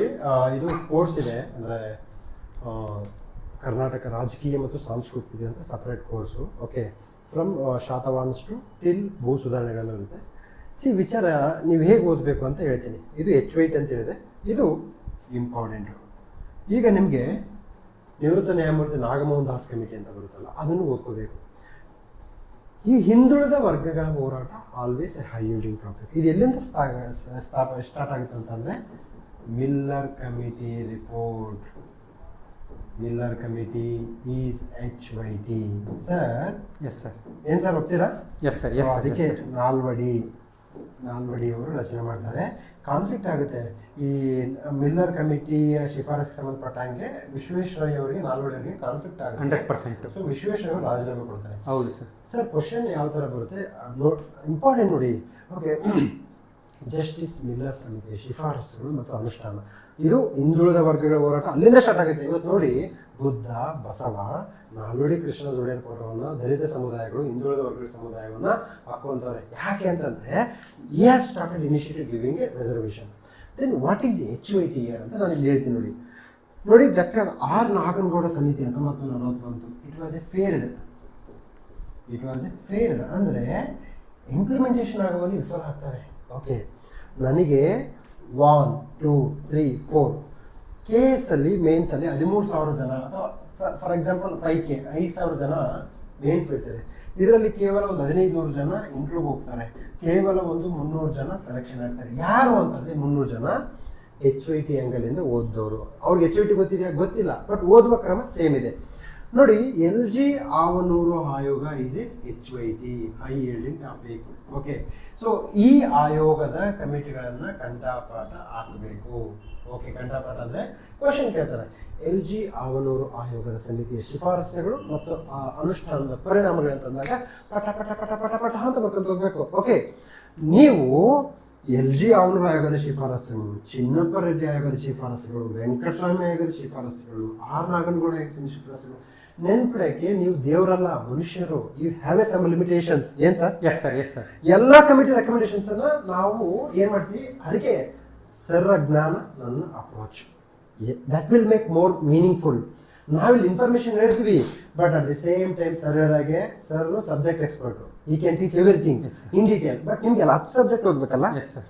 So this is called priority. ಇದನ್ನ ಪ್ರಿಯಾರಿಟಿ. ಆ ಸತ್ಯ ನಿಮಗೆ ಗೊತ್ತಿರೋದ್ರಿಂದಾನೇ ನೀವು UPSC ಅದಕ್ಕೆ ಕನ್ನಡದಲ್ಲಿ ಕ್ಲಿಯರ್ ಮಾಡಕ್ಕೆ ಸಬ್ ಇನ್ಸ್ಪೆಕ್ಟರ್ ಕೆಲಸ ಮಾಡ್ಕೊಂಡು.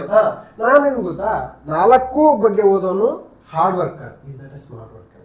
ಚಿನ್ನ ಅವನವ್ರ ಬಗ್ಗೆ ಓದೋನು ಫೋಕಸ್ ಮಾಡಿ. ಇದು ಓದ್ಬೇಡಿ ಅಂತ ಹೇಳ್ತಾ ಇಲ್ಲ, ಇದನ್ನ ಕಂಡಪಾಠ ಹಾಕಿ ಇವನ್ನ ಕಣ್ಣಾಡಿಸಿ. ಹೌದು ಓಕೆ ಹೌದು ಏನ್ ಸರ್? ಸರ್ ನಾನಂತೂ 100% ಎಫರ್ಟ್ ಹಾಕಿ ನಿಮ್ಮ ಹುಡುಗರು ಮನೆಗೆ ಬಂದಿದ್ರು, ಅವ್ರಿಗೆ ಗೊತ್ತು ನಾನು ಏನು ವರ್ಕ್ ಮಾಡ್ತಿದ್ದೆ ಅಂತ. ಸುಮ್ಮನೆ ಏನೋ ತಲೆಗೈತೆ ಅಂತ ಮಾತಾಡಲ್ಲ, ನಮ್ಮ ಮೇಲೆ ಜವಾಬ್ದಾರಿ ಐತೆ ಸರ್, ಅದನ್ನ ಮರಿಬಾರ್ದು ಅಲ್ವಾ ಸರ್? ಜವಾಬ್ದಾರಿ ಐತೆ. ಹಾ, ನೆಕ್ಸ್ಟ್ ಸರ್, ಈಗ ನೆಕ್ಸ್ಟ್ ನೋಡಿ ಸರ್, ಕೆಳದಿ ರಾಜ ಚಿಹ್ನೆ, ಕೆಳದಿ ಸಂಸ್ಥಾನಗಳ ಸರ್, ಕೆಳದಿ ಸಂಸ್ಥಾನ ಇತ್ತು ಗೊತ್ತಲ್ವಾ ಸರ್ ನಿಮ್ಗೆ? ಕೆಳದಿ ಸಂಸ್ಥಾನದ ರಾಜಚಿಹ್ನೆ ಯಾವುದು? ಕೆಳದಿ ಸಂಸ್ಥಾನಗಳ ರಾಜಚಿಹ್ನೆ. ಯಾಕಂದ್ರೆ ವಿಜಯನಗರದ ಓದಿರ್ತೀರಪ್ಪ ನೀವು ಸರ್. KPSC ಗ್ರೂಪ್ ಸಿ ಕೇಳಿದ ಪ್ರಶ್ನೆನ ಹುಡುಗರು ತುಂಬಾ ತಪ್ಪು ಬರ್ದಿದ್ದಾವೆ ಸರ್. ಯಾಕೆ ಅಂತ ಕೇಳಿ, ವಿಜಯನಗರದ ಗೊತ್ತವ್ರಿಗೆ, ಶಾತವಾಹನರಿಂದ ಹಿಡಿದು ಮೈಸೂರವ್ರಿಗೆ ಎಲ್ಲ ಗೊತ್ತು, ಮೌರ್ಯರಿಂದ ಹಿಡಿದು ಚೋಳರವರೆಗೂ ಎಲ್ಲ ಗೊತ್ತು. ಕೆಳದಿ ಸಂಸ್ಥಾನ, ಚಿತ್ರದುರ್ಗ ಸಂಸ್ಥಾನ, ಯಲಹಂಕ ನಾಡಪ್ರಭುಗಳು 16 ಟಾಪಿಕ್ ಅವೇ ಸರ್. ಹುಡುಗ ಕಾನ್ಸಂಟ್ರೇಟ್ ಮಾಡೋಕ್ಕಾಗಲ್ಲ ನೋಡಿ. ಆ ಥರದ ಪ್ರಶ್ನೆ ಕೇಳ್ತಾನೆ ಸರ್. ಇಲ್ಲಿ ಸರಿಯಾದಂತ ಉತ್ತರ ಗಂಡಬೇರುಂಡ. ಇದು KPSC ಗ್ರೂಪ್ ಸಿ ಕೇಳಿದ್ದಾನೆ ಸರ್. ಬಹಳ ಜನ ತಪ್ಪು ಯಾಕಂದ್ರೆ ನಾನು ಹಿಸ್ಟ್ರಿ ಮಾಸ್ಟರ್ ಆಗಿರೋದ್ರಿಂದ ಎಕ್ಸಾಮ್ ಆದ್ಮೇಲೆ ನನಗೆ ಫೋನ್ ಮಾಡ್ತಾರೆ ಸರ್. ಆಮೇಲೆ ಹುಡುಗರು ಕೆಲವೊಂದು ತಲೆ ಕೆಡಿಸ್ಕೋಬಾರ್ದು ಸರ್. 1-2%ಗೆ ನಾವು ತಪ್ಪು ಹೇಳ್ತೀವಿ ಸರ್. ಯಾಕಂದ್ರೆ ಲಾಟ್ ಆಫ್ ಇದಿದೆ ಸರ್, ಮಾಹಿತಿ ಇದೆ. ಎಷ್ಟು ಓದಿದ್ರು ಸಾಲದು. ನನ್ನ ಅತ್ತಿ ಎಲ್ಲೂ ಹಿಸ್ಟ್ರಿ ಮಾಸ್ಟರ್ ಅಂತ ಹೇಳೇ ಇಲ್ಲ ಸರ್. ನಾನು ಇತಿಹಾಸದ ಈ ವಿದ್ಯಾರ್ಥಿಗಳಿಗಿಂತಲೂ ಒಳ್ಳೆ ಹುಡುಗ, ಚೆನ್ನಾಗಿ ಓದ್ತೀನಿ ನಾನು ಗುಡ್ ಸ್ಟೂಡೆಂಟ್, ನನ್ನ ಮಾಸ್ಟರ್ ಅಲ್ಲ. Yes sir. ಸರ್ ಇಲ್ಲಿ ಗಂಡಬೇರುಂಡ ನೋಡಿ, ಕೆಳದಿ ಸಂಸ್ಥಾನ ಅಂದಾಗ ನೆನಪಾಗದ ಏನ್ ಹೇಳಿ ಸರ್? Very nice sir. ಅದಕ್ಕೆ ನಿಮ್ಮನ್ನ HYT ಅನ್ನೋದು. ಯಾಕಂದ್ರೆ ಕೆಳದಿ ಸಂಸ್ಥಾನದಾಗ ನೀವು ತಿಮ್ಮಣ್ಣ ನಾಯಕ, ಭರಮಣ್ಣ ನಾಯಕ ಅನ್ನಲಿಲ್ಲ, ಶಿವಪ್ಪ ನಾಯಕ. ಅವ್ನು ನೋಡ್ಕೊಬಿಟ್ರೆ ಅವ್ನ ಪ್ರಶ್ನೆ ಗ್ಯಾರಂಟಿ. ಶಿವಪ್ಪ ನಾಯಕ ಯಾತಕ್ಕೆ ಸರ್ ಶಿವಪ್ಪ ನಾಯಕ ಫೇಮಸ್? ಶಿಸ್ತು. ಏನ್ ಸರ್ ಶಿಸ್ತು? ಭೂಕಂದಾಯ. ಇಷ್ಟು ಬರ್ದಿರೋರು ಸುಮಾರು ಜನ ಪೊಲೀಸ್ ಕಾನ್ಸ್ಟೇಬಲ್ಗಳು, PSIಗಳಾಗಿದ್ದಾರೆ ಸರ್. ಅಂದ್ರೆ ಮುಂಚೆ ಇಷ್ಟರಲ್ಲೇ ಸರ್, ಇದೊಂದೇ ಲೈನಲ್ಲಿ ಪ್ರಶ್ನೆ ನಾ ಕಾಂಪಿಟೇಟಿವ್ ಎಕ್ಸಾಮಿಗೆ ಬಂದಾಗ ಸರ್. ಇಲ್ಲಿ ಒಂದು ಗಮನಿಸಬೇಕಾದಂಥ ಅಂಶ, ವಿಜಯನಗರ ಸಾಮ್ರಾಜ್ಯದ ಕೊನೆಯ ದೊರೆ 3ನೇ ಶ್ರೀರಂಗ ಸರ್. ಸಾಮ್ರಾಜ್ಯ ಇಲ್ಲಿ ಅಲ್ದಾಡ್ತಿರ್ತಾರೆ, ಸಾಮ್ರಾಜ್ಯವಿಲ್ಲದ ಸಾಮ್ರಾಟ. ಆ ಟೈಮಲ್ಲಿ ಆಶ್ರಯ ಕೊಟ್ಟಿದ್ದು ಇದೇ ಶಿವಪ್ಪ ನಾಯಕ ಸರ್. ನಾವೇನು ಹೇಳ್ತೀವಿ ಗೊತ್ತಾ ಸರ್? ನಾವು ಇವತ್ತು ಒಂದು 4 ಜನ ಗುರ್ತಿಸೋ ಮಟ್ಟಿಗೆ ಶಾಂತಪ್ಪ ಸರ್ ಇದ್ದಾರೆ, ಮಂಜುನಾಥ್ ಸರ್ ಇದ್ದಾರೆ ಅಂದರೆ ನಾವು ನಮ್ಮ ತಂದೆ ತಾಯಿ ಅತ್ಯಂತ ಕಡು ಬಡತನದಲ್ಲಿ ನಮ್ಮನ್ನು ಓದಿಸಿರೋದು. ಅವ್ರು ಹೊಟ್ಟೆ ಬಟ್ಟೆ ಕಡ್ದಿರು ನಾವು ಬುದ್ಧಿವಂತರು ಅಂತ ನಾವು ಹೇಳ್ತೀವಿ ಸರ್. ಎರಡನೇದ ಶ್ರಮ, ತಂದೆ ತಾಯಿ ಶ್ರಮ ನಮ್ಗೆ ಅರ್ಥ ಆಗಿ ನಾವು ಓದಿರೋದು. ಇದ್ರ ಜೊತೆಗೆ ಈ ಓದಿ ಇಷ್ಟು ಕೆಲಸ ನಾವು ಮಾಡ್ದ ಸರ್, ನಮ್ಗೆ ಇಷ್ಟು ಗೊತ್ತು ನೋಡ್ರಪ್ಪ ಅಂತ ಹುಡುಗರ್ಗೆ ಹೇಳ್ದೋ. ನಮ್ಮನ್ನ ಇವತ್ತು ರಾಜ್ಯ ಮಟ್ಟದಾಗೆ 3 ಹೊತ್ತು ಅನ್ನ ತಿನ್ನಕ ಹುಡುಗರು ಕಾಪಾಡ್ತಾವ್ರೆ ಸರ್, ಅನ್ನದಾತರು. ಅದಕ್ಕೋಸ್ಕರ ಶಿವಪ್ಪ ನಾಯಕ ಯಾವ ರೀತಿ ಕೃತಜ್ಞನಾಗಿ ವಿಜಯನಗರ ಸಾಮ್ರಾಜ್ಯದ ಅರಸ, ಸಾಮ್ರಾಜ್ಯವಿಲ್ಲದ ಸಾಮ್ರಾಟ, 3ನೇ ಶ್ರೀರಂಗ ಆಶ್ರಯ ಕೊಟ್ಟನೋ ಅಂತ ಸೌಭಾಗ್ಯ ಸಿಕ್ತೋ. ನಮಗೂ ನಿಮಗೂ ಅಂತ ಸೌಭಾಗ್ಯ ಸಿಕ್ಕಿದೆ ಸರ್. ನೆಕ್ಸ್ಟ್ ಇನ್ನೊಂದು ಸರ್, ಕೆಳದಿಗಳ ಪ್ರಸಿದ್ಧ ರಾಣಿ ಯಾರು? ರಾಣಿ ಚೆನ್ನಮ್ಮ. ಕಿತ್ತೂರು ರಾಣಿ ಚೆನ್ನಮ್ಮ ಬೇರೆ ಬರ್ತಾರೆ, ಹುಡುಗರು ಕನ್ಫ್ಯೂಸ್ ಆಗ್ತಾರೆ ಸರ್. ನನ್ನ ಪ್ರಶ್ನೆ ಇದಲ್ಲ, ಇಲ್ಲಿ ಇದು HYT ಏನು ಗೊತ್ತಾ? ಈಕೆ ಔರಂಗಜೇಬ್ ಯಾರು ಸರ್? ಅವನು ಮೊಘಲರ ಪ್ರಸಿದ್ಧ ದೊರೆ. ಮರಾಠರ ರಾಜಾರಾಮನಿಗೆ ಆಶ್ರಯ ಕೊಟ್ಲು ಅಂತೇಳಿ ಚೆನ್ನಮ್ಮನ ಮೇಲೆ ದಾಳಿ ಮಾಡೋದ? ಎಂತ ವೀರ ಮಹಿಳೆ ಅಂದ್ರೆ ಚೆನ್ನಮ್ಮ ಔರಂಗಜೇಬನ್ನೇ ಹೊಡೆದಾಕ್ತಾಳೆ, ಸೋಲಿಸ್ತಾಳೆ ಸರ್. ಪೋರ್ಚುಗೀಸರನ್ನ ಸೋಲಿಸಿದ ಮೊದಲ ರಾಣಿ ಉಳ್ಳಾಲದ ರಾಣಿ ಅಬ್ಬಕ್ಕ ನಮ್ಮ ಕನ್ನಡದವರು. ಬ್ರಿಟಿಷರಿಗೆ ಸಿಂಹಾಸನವಾದ ಕಿತ್ತೂರು ರಾಣಿ ಚೆನ್ನಮ್ಮ ನಮ್ಮ ಕನ್ನಡದವರು. ಪೋರ್ಚುಗೀಸರು ಪೆಪ್ಪರ್ ಕ್ವೀನ್ ಅಂತ ಕರೆದಂತ ಚೆನ್ನ ಭೈರಾದೇವಿ ನಮ್ಮ ಕನ್ನಡದ ಹೆಮ್ಮೆ. ಔರಂಗಜೇಬನ ಸೊಕ್ಕನ್ನಡಗಿಸಿದಂತ ರಾಣಿ ಚೆನ್ನಮ್ಮ. ಇವೆಲ್ಲ ಎಕ್ಸಾಮ್ ಪಾಯಿಂಟ್ ಆಫ್ ವ್ಯೂನೇ. ಅದ್ರ ಜೊತೆ ಏನು ಅಂದ್ರೆ ನಮ್ಮ ಕನ್ನಡದವರು ಅನ್ನೋದು ನಮ್ಗೆ ಆತ್ಮಗೌರವದ ಪ್ರಶ್ನೆ. Yes sir. ನೋಡಿ, ಅಬ್ಸರ್ವ್ ಮಾಡಿ, ನೀವು ಕೆಳದಿಯ ಸಂಸ್ಥಾನ ಅಂತಂದಾಗ ಒಂದು ಬರ್ಕೊಳ್ರಪ್ಪ ರಾಜ. ಓಕೆ, ನೀವು ಬರ್ಕೋಬೇಕು ಏನಂತ ಕೇಳಿ ಸರ್. ಅದು ಹಳೆ question hockey sir please. S sir. Yes sir. ಈಗ HYT ಮಾಡೆಲ್ ಹೇಳ್ತೀನಿ ನೋಡಿ. S sir. ಎಸ್ ಏನಂತ ಹೇಳ್ತೀನಿ ನೋಡಿ ಸರ್. Yes sir. ಒಂದು ಸಂಸ್ಥಾನವನ್ನು ಯಾವ ರೀತಿ ಓದಬೇಕಂತ 4 ಆಯಾಮ ಹೇಳ್ತೀನಿ. ಹೇಳ್ಕೊಡಿ ಸರ್. ಫಸ್ಟ್ ಏನು ಕೇಳ್ತಾರೆ? ಲಾಂಛನಗಳು ಯಾವುದು? ಓಕೆ, ಲಾಂಛನಗಳು ಯಾವುದು? ತದನಂತರದಲ್ಲಿ ಏನು ಕೇಳ್ತಾರೆ? ಸಂಸ್ಥಾಪಕರನ್ನು ಕೇಳ್ತಾರೆ. ಓಕೆ, ಸಂಸ್ಥಾಪಕರನ್ನು ಕೇಳ್ತಾರೆ. ಓಕೆ, ತದನಂತರದಲ್ಲಿ ರಾಜಧಾನಿಗಳ ವರ್ಗಾವಣೆ ನಡೆಯುತ್ತೆ. ಇದು ಬಹಳ ಇಂಪಾರ್ಟೆಂಟ್. ರಾಜಧಾನಿಗಳ ವರ್ಗಾವಣೆ ನಡೆಯುತ್ತೆ, ಅದು ಬಹಳ ಇಂಪಾರ್ಟೆಂಟು. ತದನಂತರದಲ್ಲಿ ವಿದೇಶಿ ಯಾತ್ರಿಕ ಯಾರು ಬರ್ತಾರೆ, ಅವ್ರು ಏನನ್ನು ಹೇಳ್ತಾರೆ ಅನ್ನೋದು ಬಹಳ ಇಂಪಾರ್ಟೆಂಟು. ಇದಾದ ನಂತರದಲ್ಲಿ ನಮಗೆ ಮೋಸ್ಟ್ ಇಂಪಾರ್ಟೆಂಟ್ ಏನಪ್ಪ ಅಂತಂದರೆ ಭೂ ಕಂದಾಯಗಳು ಎಕ್ಸಾಮ್ಸ್ಗೆ ಇಂಪಾರ್ಟೆಂಟು. ಓಕೆ, ಭೂ ಕಂದಾಯಗಳು ನೋಡಿ. ಶಿವಪ್ಪ ನಾಯಕನ ಶಿಸ್ತು. ಶಿವಪ್ಪ ನಾಯಕ ಸೊ ನಮಗೆ ರೈತವಾರಿ ಪದ್ಧತಿ, ಕಾಯಂ ಜಮೀನ್ದಾರಿ ಪದ್ಧತಿ, ಆ ಭೂಕಂದಾಯ ಪದ್ಧತಿಯ ಲಕ್ಷಣಗಳೇನು, ಮೊಹಮ್ಮದ್ ಗವರ್ನನ ಭೂಕಂದಾಯ ಪದ್ಧತಿ, ತದನಂತರದಲ್ಲಿ ನಮಗೆ ಕಂಡು ಬರ್ತಕ್ಕಂತಹ ಈ ಒಂದು ಭೂಕಂದಾಯ, ತದನಂತರ ಮಿಲಿಟರಿ ವ್ಯವಸ್ಥೆ, ಅಮರನಾಯಕ ಪದ್ಧತಿ, ಇಕ್ತಾ ಸಿಸ್ಟಮ್. ಓಕೆ, ಸೊ ಇದು ನಮಗೆ ಎಕ್ಸಾಮ್ಸ್ ಇಂಪಾರ್ಟೆಂಟು. ಬಟ್ ಸರ್ ಹೇಳಿದಾಗೆ ಅನೇಕ ಕನ್ನಡಿಗರು ಇಡೀ ಜಗತ್ತನ್ನೇ ಮೆಚ್ಚಿಸುವಂತಹ ಸಾಧನೆಯನ್ನು ಮಾಡಿದ್ದಾರೆ, ದಿಟ್ಟತನವನ್ನು ತೋರಿದ್ದಾರೆ. ಆದರೆ ಇತಿಹಾಸದ ಪುಟದಲ್ಲಿ ಅವರು ಮರೆತು ಹೋಗಿದ್ದಾರೆ. ಇದಕ್ಕೆ ಕಾರಣ ಏನಪ್ಪ ಅಂತಂದರೆ ಆಳುವಂತಹ ಸರ್ಕಾರಗಳು, ತದನಂತರ ಸಿಲೆಬಸ್ಸನ್ನು ರೂಪಿಸ್ತಕ್ಕಂತಹ ತಜ್ಞರು ಕನ್ನಡಿಗರನ್ನ ಇತ್ತಲ ಮನೆಯ ಗಿಡ ಝಾನ್ಸಿ ರಾಣಿ ಲಕ್ಷ್ಮೀಬಾಯಿ ಅವರಿಗೆ ಸಿಕ್ಕಿದಂತ ಐಪು ನಮ್ಮ ಕಿತ್ತೂರು ರಾಣಿ ಚೆನ್ನಮ್ಮ ಸಿಕ್ಕಿಲ್ಲ. ಕಿತ್ತೂರು ರಾಣಿ ಚೆನ್ನಮ್ಮ ಒಂದು ಲೆವೆಲ್ಗೆ ಓಕೆ, ನಮಗೆ ರಾಣಿ ಚೆನ್ನಭೈರವ ದೇವಿ, ರಾಣಿ ಚೆನ್ನಮ್ಮಾಜಿ ಇಲ್ಲಿ ಇದ್ದಾಳೆ, ಕೆಳದಿ ಚೆನ್ನಮ್ಮ ಅಂತಂದ್ರೆ ಕಿತ್ತೂರು ರಾಣಿ ಚೆನ್ನಮ್ಮ. ಆದರೆ ಈ ಒಂದು ಸಂಸ್ಥಾನದಲ್ಲಿ ಔರಂಗಜೇಬ್ ಅಂತ ಮಹಾನ್ ಸಾಮ್ರಾಟ, ಈಗ ನಿಮ್ಗೆ ಒಂದು ಎಕ್ಸಾಂಪಲ್ ಹೇಳ್ತೀನಿ. ಮೋದಿ ಇದ್ದಾಗೆ ಅವರು ಔರಂಗಜೇಬ್ ಅಂದ್ರೆ ಇಡೀ ಭಾರತವನ್ನು ಆಳ್ತಕ್ಕಂಥವ್ರು. ಅಂತ ಮೋದಿ ವಿರುದ್ಧ ಒಬ್ಬ ರಾಜ್ಯದ ಯಾವುದೋ ಒಬ್ಬ CM ಗೆಲ್ಬೇಕಂದ್ರೆ ಸ್ಟೇಜಿನ. ಹೌದು. ಸೊ ಮೋದಿನ ಸೋಲಿಸೋದು ಎಷ್ಟು ಕಷ್ಟನೋ ಈ ಸಂದರ್ಭದಲ್ಲಿ ಅವಾಗ ಔರಂಗಜೇಬ್ ಸೋಲಿಸೋದು ಅಷ್ಟು ಕಷ್ಟ. ಓಕೆ, ಸೊ ಅಂತಹ ಸಂದರ್ಭದಲ್ಲಿ ಚೆನ್ನಮ್ಮಾಜಿ ಇಷ್ಟು ಕೆಲಸ ಮಾಡ್ತಿದ್ದಾರೆ. ಸೊ ಇಂಥವರ ಕುರಿತು ಬೆಳಕನ್ನು ಚೆಲ್ಲಿಲ್ಲ. ಸೊ ಬೆಳಕನ್ನು ಚೆಲ್ಲುವಂಥ ಕೆಲಸ ನಾವು ನೀವು ಮಾಡಬೇಕಾಗಿದೆ. ಬನ್ನಿ ಸರ್. Yes sir. ಸರಿ, ನೋಡಿ, ಕೆಳಗಿನ ಯಾವ ಜೋಡಿಯ ಬೆಳಗಾವಿಯಲ್ಲಿ ಮ್ಯಾಜಿನಿ ಕ್ಲಬ್ ಕ್ರಾಂತಿಕಾರಿ ಸಂಘವನ್ನ ಸ್ಥಾಪಿಸಿದರು? Mazzini club. ಸರ್, ನಮ್ಮ ಹುಡುಗರಿಗೆ ಬಹಳ ಜನಕ್ಕೆ ಈ ಕ್ಲಬ್ ಅಂದ್ರೆ ಬೇರೆ ಪದನೇ ತಿಳ್ಕೊಬಿಡ್ತಾರೆ. ಫಸ್ಟ್ ಆಫ್ ಆಲ್ ಹೇಳ್ತೀನಿ ಸರ್, ಮ್ಯಾಜಿನಿ ಕ್ಲಬ್ ಅನ್ನೋದು ಒಂದು ಕ್ರಾಂತಿಕಾರಕ ಸಂಘಟನೆ. ಎಲ್ಲಿ ಪ್ರಾರಂಭ ಆಯ್ತು? ಬೆಳಗಾವಿ ಅಂದ ತಕ್ಷಣ ಕರ್ನಾಟಕದಲ್ಲಿ. ಎಷ್ಟರಲ್ಲಿ? 1907. ತಲೆ ಬರ್ಬೇಕು ಸರ್, ರಪ ರಪ ರಪ ರಪ ಇಸ್ವಿಗಳು. ಹೆಂಗೆ ಸರ್? ಈಗ ನಮ್ಮ ಹುಡುಗರಿಗೆ ಕೇಳಿದ್ರೆ ಇಸ್ವಿ ನೆನ್ಪಿಡೋದು ಹೆಂಗೆ ಅಂತವೆ. ಮೊನ್ನೆ ಯಾವುದು ನೋಡ್ತಾ ಇದೆ ಸರ್, ಓದದೇ ಪರೀಕ್ಷೆಯನ್ನು ಬರೆಯುವುದು ಹೇಗೆ, ಈ ಥರದ್ದು ಒಂದು ಐತೆ ಸರ್. 1 ಲಕ್ಷ ಹೊಡೆಯುತ್ತೆ ವಿಡಿಯೋ. ಇಲ್ಲ, ಅವು ಅಂದ್ರೆ people want magic, they don't want magic. ನಾನು ಹೇಳ್ತೀನಿ ಸರ್, ನೆನ್ಪಿಡೋದಕ್ಕೂ ಟೆಕ್ನಿಕ್ ಇಲ್ಲ. ಯಾವುದಕ್ಕೂ ಜ್ಞಾನ ಟೆಕ್ನಿಕ್ ಇಂದ ಬರಲ್ಲ. Hard work, dedication, continuous effort, focus, study and guides, concentration, very important sir. Very important. ಇಲ್ಲ ಅಂದ್ರೆ ನೀವೇನ್ ಮಾಡ್ತಾರೆ, ಚಿನ್ನಪ್ಪರೆಡ್ಡಿ ಆಗದ ಸಮಿತಿಗಳ ಶಿಫಾರಸು ಓದ್ಕೊಂಡು ಸಾಧ್ಯ ಇದೆ ಸರ್. ನಾನು ಆಸ್ ಎ ಸೈಕಾಲಜಿ ಲೆಕ್ಚರರ್ ಆಗಿ ಒಂದು ಮಾತು ಹೇಳ್ತೀನಿ. ಯಾಕಂದ್ರೆ ನಾನು ಒಂದು 3 ವರ್ಷ ಸೈಕಾಲಜಿ ಲೆಕ್ಚರರ್ ಆಗಿ ಕೆಲಸ ಮಾಡಿದ್ದೀನಿ BEd ಕಾಲೇಜಲ್ಲಿ.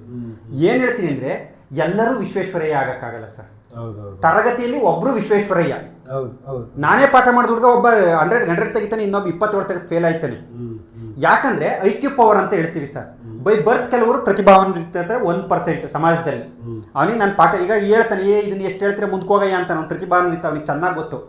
ನಾನು ಅವನ್ನ ನೆಚ್ಕೊಂಡು ಮುಂದ್ಕೋಗ್ಬಿಟ್ರೆ ಹಿಂದೆ ಇರೋನು ಹೇಳ್ತಾನೆ, ಅವ್ನು ಏನ್ ಪಾಠ ಮಾಡ್ತಾನೆ ಒಂದು ಅರ್ಥ ಆಗ್ಲಿಲ್ಲ ಅಂತ. ಅಲ್ವಾ ಸರ್? ಅದಕ್ಕೆ ಮೇಷ್ಟ್ರು ಹೇಳಿದ್ನೆ 5 ಸಲ ಹೇಳ್ತಾರೆ, ಅವರೇ ಮೇಷ್ಟ್ರು. Yes sir. ಈಗ ಏನಾಗುತ್ತೆ ಸರ್, ನನ್ನ IQ ಪವರ್ಗೆ ಈ ಕಂಟೆಂಟ್ನ 5 ಸಲ ಓದಿದ್ರೆ ನನ್ಗೆ ಅರ್ಥ ಆಗ್ತದೆ. ನಿಮ್ಮ IQ ಪವರ್ಗೆ 3 ಸಲ ಓದಿದ್ರೆ ಅರ್ಥ ಆಗ್ತದೆ. ವಿಶ್ವೇಶ್ವರಯ್ಯನವ್ರಿಗೆ ನೋಡ್ತಿದಂಗೆ ಅರ್ಥ ಆಗ್ತದೆ. ಒಟ್ಟಾಗಿ ಎಲ್ಲರಿಗೂ ಈ ಕಂಟೆಂಟ್ ಬರುತ್ತೆ ಸರ್. ಅಂದ್ರೆ ನಮ್ಮ IQ ಪವರ್ ಮೇಲೆ ನಾವು ಎಷ್ಟು ಸಲ ರಿವಿಷನ್ ಮಾಡಬೇಕು ಅನ್ನೋದು ನಮಗೆ ಸಂಬಂಧಪಟ್ಟಿರೋದು. S sir. ಇಲ್ಲಿ ನೋಡಿ, ಇದಕ್ಕೆ ಯಾರು? ಗಂಗಾಧರರಾವ್ ದೇಶಪಾಂಡೆ, ಆಲೂರು ವೆಂಕಟರಾಯ.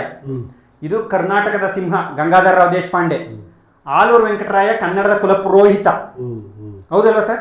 ಶ್ರೀನಿವಾಸ್ ಕೌಜಲಗಿ, ಗೋವಿಂದರಾವ್ ಯಾಳಗಿ. ಇದು ಅಲ್ಲ, ಶ್ರೀನಿವಾಸ್ ಕೌಜಲಗಿ ಸೂರತ್ ಕಾಂಗ್ರೆಸ್ ಅಧಿವೇಶನದಲ್ಲಿ ಭಾಗವಹಿಸಿದಂಥ ವ್ಯಕ್ತಿ, ಸ್ವದೇಶಿ ಚಳುವಳಿಯಲ್ಲಿ ಭಾಗವಹಿಸಿದಂಥ ವ್ಯಕ್ತಿ ಸರ್. ಹನುಮಂತರಾವ್ ದೇಶಪಾಂಡೆ, ಗಂಗಾಧರರಾವ್ ದೇಶಪಾಂಡೆ. ಇದಲ್ಲ ಅಂತ ಹೇಳ್ಬಿಟ್ಟೆ ಇಲ್ಲಿ. ಇದಲ್ಲ ಮೇಲೆ ಇದು ಆಗಕ್ಕಾಗಲ್ಲ. ಮತ್ತೆ ಸರಿಯಾದ ಉತ್ತರ ಯಾವುದು? ಗೋವಿಂದರಾವ್ ಯಾಳಗಿ ಮತ್ತು ಹನುಮಂತರಾವ್ ದೇಶಪಾಂಡೆ. ಕರ್ನಾಟಕದ ಕ್ರಾಂತಿಕಾರಿ ಹೋರಾಟ. ಸೊ ಈ ತರ ಫ್ರೀಡಮ್ ಮೂವ್ಮೆಂಟ್ ಅಲ್ಲಿ ಸ್ಪೆಷಲ್ ಟಾಪಿಕ್ ಗಳನ್ನ ಕವರ್ ಮಾಡೋಣ. ಬರೀ ವಿದ್ರಾಶ್ವತ ದುರಂತ, ಶಿವಪುರ ದುರಂತ, ಈಸೂರು ದುರಂತ ಅವನ್ನೇ ನೋಡ್ಕೊಂಡಿದ್ವಿ. ಇಂಥ ಬಂದಾಗ ಹೊಗೆ ಹಾಕಬಿಡ್ತೀವಿ. ಅದಕ್ಕೆ ನಾವು ಸ್ಪೆಷಲ್ ಟಾಪಿಕ್ನು ಕೂಡ ಸೂಕ್ಷ್ಮವಾಗಿ ನೋಡಿ ತಾಂಬರ ಪ್ರಯತ್ನ ಮಾಡ್ತೀವಿ. ಈಗ ನೋಡಿ, ನೆಕ್ಸ್ಟ್ ಕ್ವಶನ್ ಕೇಳ್ತೀನಿ. ನಿಮ್ಗೆಲ್ಲ ಗೊತ್ತಿರುತ್ತೆ, ಆಲೂರು ವೆಂಕಟರಾಯ ಅವ್ರನ್ನ ಏನಂತ ಕೇಳ್ತಾರೆ? ಕರ್ನಾಟಕ ಕುಲಪುರೋಹಿತರು. ಅದು ನಡೀತೈತೆ ಅವಾಗ, ಈಗ ನಡೆಯಲ್ಲ. ಈಗ ನಾನು ಕೇಳ್ತಾ ಇದ್ದೀನಿ, ಆಲೂರು ವೆಂಕಟರಾಯ ಅವರ ಪತ್ರಿಕೆ ಯಾವುದು? ಹೌದು, 100% ಪತ್ರಿಕೆ ಕೇಳ್ತಾರೆ ಸರ್. ಒಂದು ಮತ್ತೆ ನೋಡಿ, ಆಲೂರು ವೆಂಕಟರಾಯರ ಬಗ್ಗೆ ಸರ್, ಈಗ IAS ಪರೀಕ್ಷೆಯಲ್ಲಿ 10 ಮಾರ್ಕ್ಸ್ಗೆ ಕನ್ನಡ ಸಾಹಿತ್ಯದಲ್ಲಿ 2 ಬಾರಿ ಕೇಳಿದ್ದಾರೆ. ಕರ್ನಾಟಕ ಏಕೀಕರಣದಲ್ಲಿ ಆಲೂರು ವೆಂಕಟರಾವರ ಪಾತ್ರ. ಸರ್, ಆಲೂರು ವೆಂಕಟರಾವ್ ಬಗ್ಗೆ ನಾವು ಜಾಸ್ತಿ ಫೋಕಸ್ ಮಾಡಬೇಕಾಗುತ್ತೆ. ನಮಗೆ ಗಂಗಾಧರರಾವ್ ದೇಶಪಾಂಡೆ ಈಸ್ HYT ಒಪ್ತೀರಾ ಸರ್? ಹೌದು, ಗಂಗಾಧರರಾವ್ ದೇಶಪಾಂಡೆ. ಯಾಕಂದ್ರೆ KPCC ಸ್ಥಾಪಿತ ಅಧ್ಯಕ್ಷ. ಎಸ್. ಆಮೇಲೆ ಹೋಮ್ ರೂಲ್ ಲೀಗ್ ಚಳುವಳಿ ಕರ್ನಾಟಕದಲ್ಲಿ ಪ್ರಾರಂಭ ಮಾಡಿದಂಥವ್ರು, ಬೆಂಗಳೂರಲ್ಲಿ ಚರಕ ಸಂಘವನ್ನ ಸ್ಥಾಪನೆ ಮಾಡಿದಂಥವ್ರು, ಇವೆಲ್ಲ ಗಂಗಾಧರರಾವ್ ದೇಶಪಾಂಡೆ. ಬೆಳಗಾವಿ ಕಾಂಗ್ರೆಸ್ ಅಧಿವೇಶನದ ಸ್ವಾಗತ ಸಮಿತಿಯ ಅಧ್ಯಕ್ಷರು. Lion of Karnataka. ಸೊ ಈ ನಿಟ್ಟಿನಲ್ಲಿ ಕರ್ನಾಟಕ ತತ್ವ ಅಂದರೆ ಕರ್ನಾಟಕ ಗತವೈಭವ, ಕರ್ನಾಟಕ ತತ್ವ ಅಂತೇಳಿ ಕರ್ನಾಟಕದ ಹೆಸರಿಂದ ಬರ್ಕೊಂತ ಹೋಗ್ತಾರೆ. ಸೊ ಆಲೂರು ವೆಂಕಟರಾಯರು ಈಸ್ ಎ HYT. ಸೊ ಈಗ ಮುಂದೆ ಹೋಗೋಣ. ಹೈದರಾಬಾದ್ ಕರ್ನಾಟಕ ವಿಮೋಚನಾ ಚಳವಳಿ. ಸರ್ ಈಗ ನಾವೇನ್ ಮಾಡ್ತೀವಿ ಸರ್, ಕರ್ನಾಟಕ ಏಕೀಕರಣ ಚಳವಳಿ, ಕರ್ನಾಟಕ ಸ್ವಾತಂತ್ರ್ಯ ಚಳವಳಿ ಇಂದಾಗ ಇಲ್ಲೇ ಮೈಸೂರು ಬಿಟ್ಟು ಆಚೆ ಈಚೆ ಹೋಗಲ್ಲ ನಾವು. ಶಿವಪುರ, ವಿದುರಾಶ್ವತ, ಈಸೂರು. ಕರ್ನಾಟಕ ಏಕೀಕರಣ ಅಂದಾಗ ನಾವು ಅಲ್ಲಿ ಗಮನ ಕೊಡ್ತಾ ಇರ್ತೀವಿ. ಬಟ್ ಆಕ್ಚುಲ್ ಕ್ವಶನ್ ಇಲ್ಲಿ ರೈಸ್ ಆಗುತ್ತೆ ಸರ್.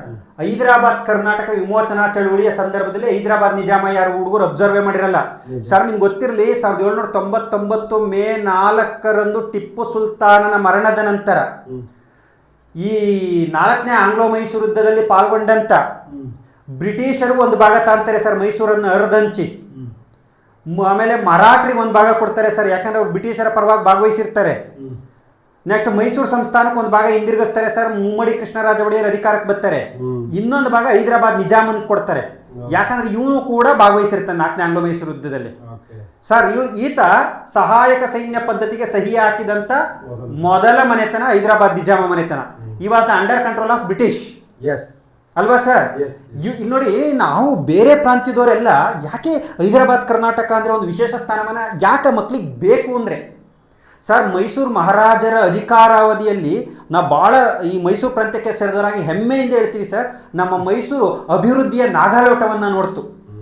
ವಿಶೇಷವಾಗಿ ನಾಲ್ವಡಿ ಕೃಷ್ಣರಾಜ ಒಡೆಯರಂತಹ ದೊರೆಗಳ ಕಾಲದಲ್ಲಿ ಬ್ರಿಟಿಷರ ಅಂಡರಲ್ಲಿ ಇದ್ರೂ ಕೂಡ ರಾಜ್ಯದ ಪ್ರಗತಿಯನ್ನೇ ಯೋಚನೆ ಮಾಡಿ KRS ಅಣೆಕಟ್ಟು ಕಟ್ಟಬೇಕಾದ್ರೆ ಅವರು ತನ್ನ ಹೆಂಡತಿ ಮಕ್ಕಳ ಒಡವೆನ ಇಟ್ಬಿಟ್ಟು ಮುಂಬೈ ಮಾರ್ಕೆಟಲ್ಲಿ ಅಣೆಕಟ್ಟು ಕಟ್ಟಿದ್ರು. ಇವತ್ತು ಬೆಂಗಳೂರಿಂದ ಹಿಡಿದು ಮೈಸೂರವರೆಗೂ ನಾವು ಸಂತೃಪ್ತಿಯಾಗಿ ಇರ್ಲಿಕ್ಕೆ ಅದೇ ಕಾರಣ. ಬಟ್ ಹೈದರಾಬಾದಲ್ಲಿ ಏನಾಗಿತ್ತು, ಅಭಿವೃದ್ಧಿ ಅನ್ನೋದೇ ಇರಲಿಲ್ಲ ಸರ್. ಲಿಟ್ರಲಿ ನಿಮ್ಗೊಂದು ಮಾತು ಹೇಳ್ತೀನಿ, ಅವರು ನಾವೆಲ್ಲ ಸ್ವತಂತ್ರ ಹೋರಾಟಕ್ಕೋಸ್ಕರ ಹೋರಾಟ ಮಾಡ್ತಿದ್ರೆ ಹೈದರಾಬಾದ್ ಕರ್ನಾಟಕದ ಜನ ನಿಜಾಮನಿಂದ ಮುಕ್ತಿಗೋಸ್ಕರ ಹೋರಾಡ್ತಿದ್ರು ಸರ್. ಒಂದು ಈಗ ಹೈದರಾಬಾದ್ ಎಸ್ ಸರ್, ನೀವು ನನಗಿಂತ ಚೆನ್ನಾಗಿ ಹೇಳ್ತೀರಿ ಇದನ್ನ ಸರ್.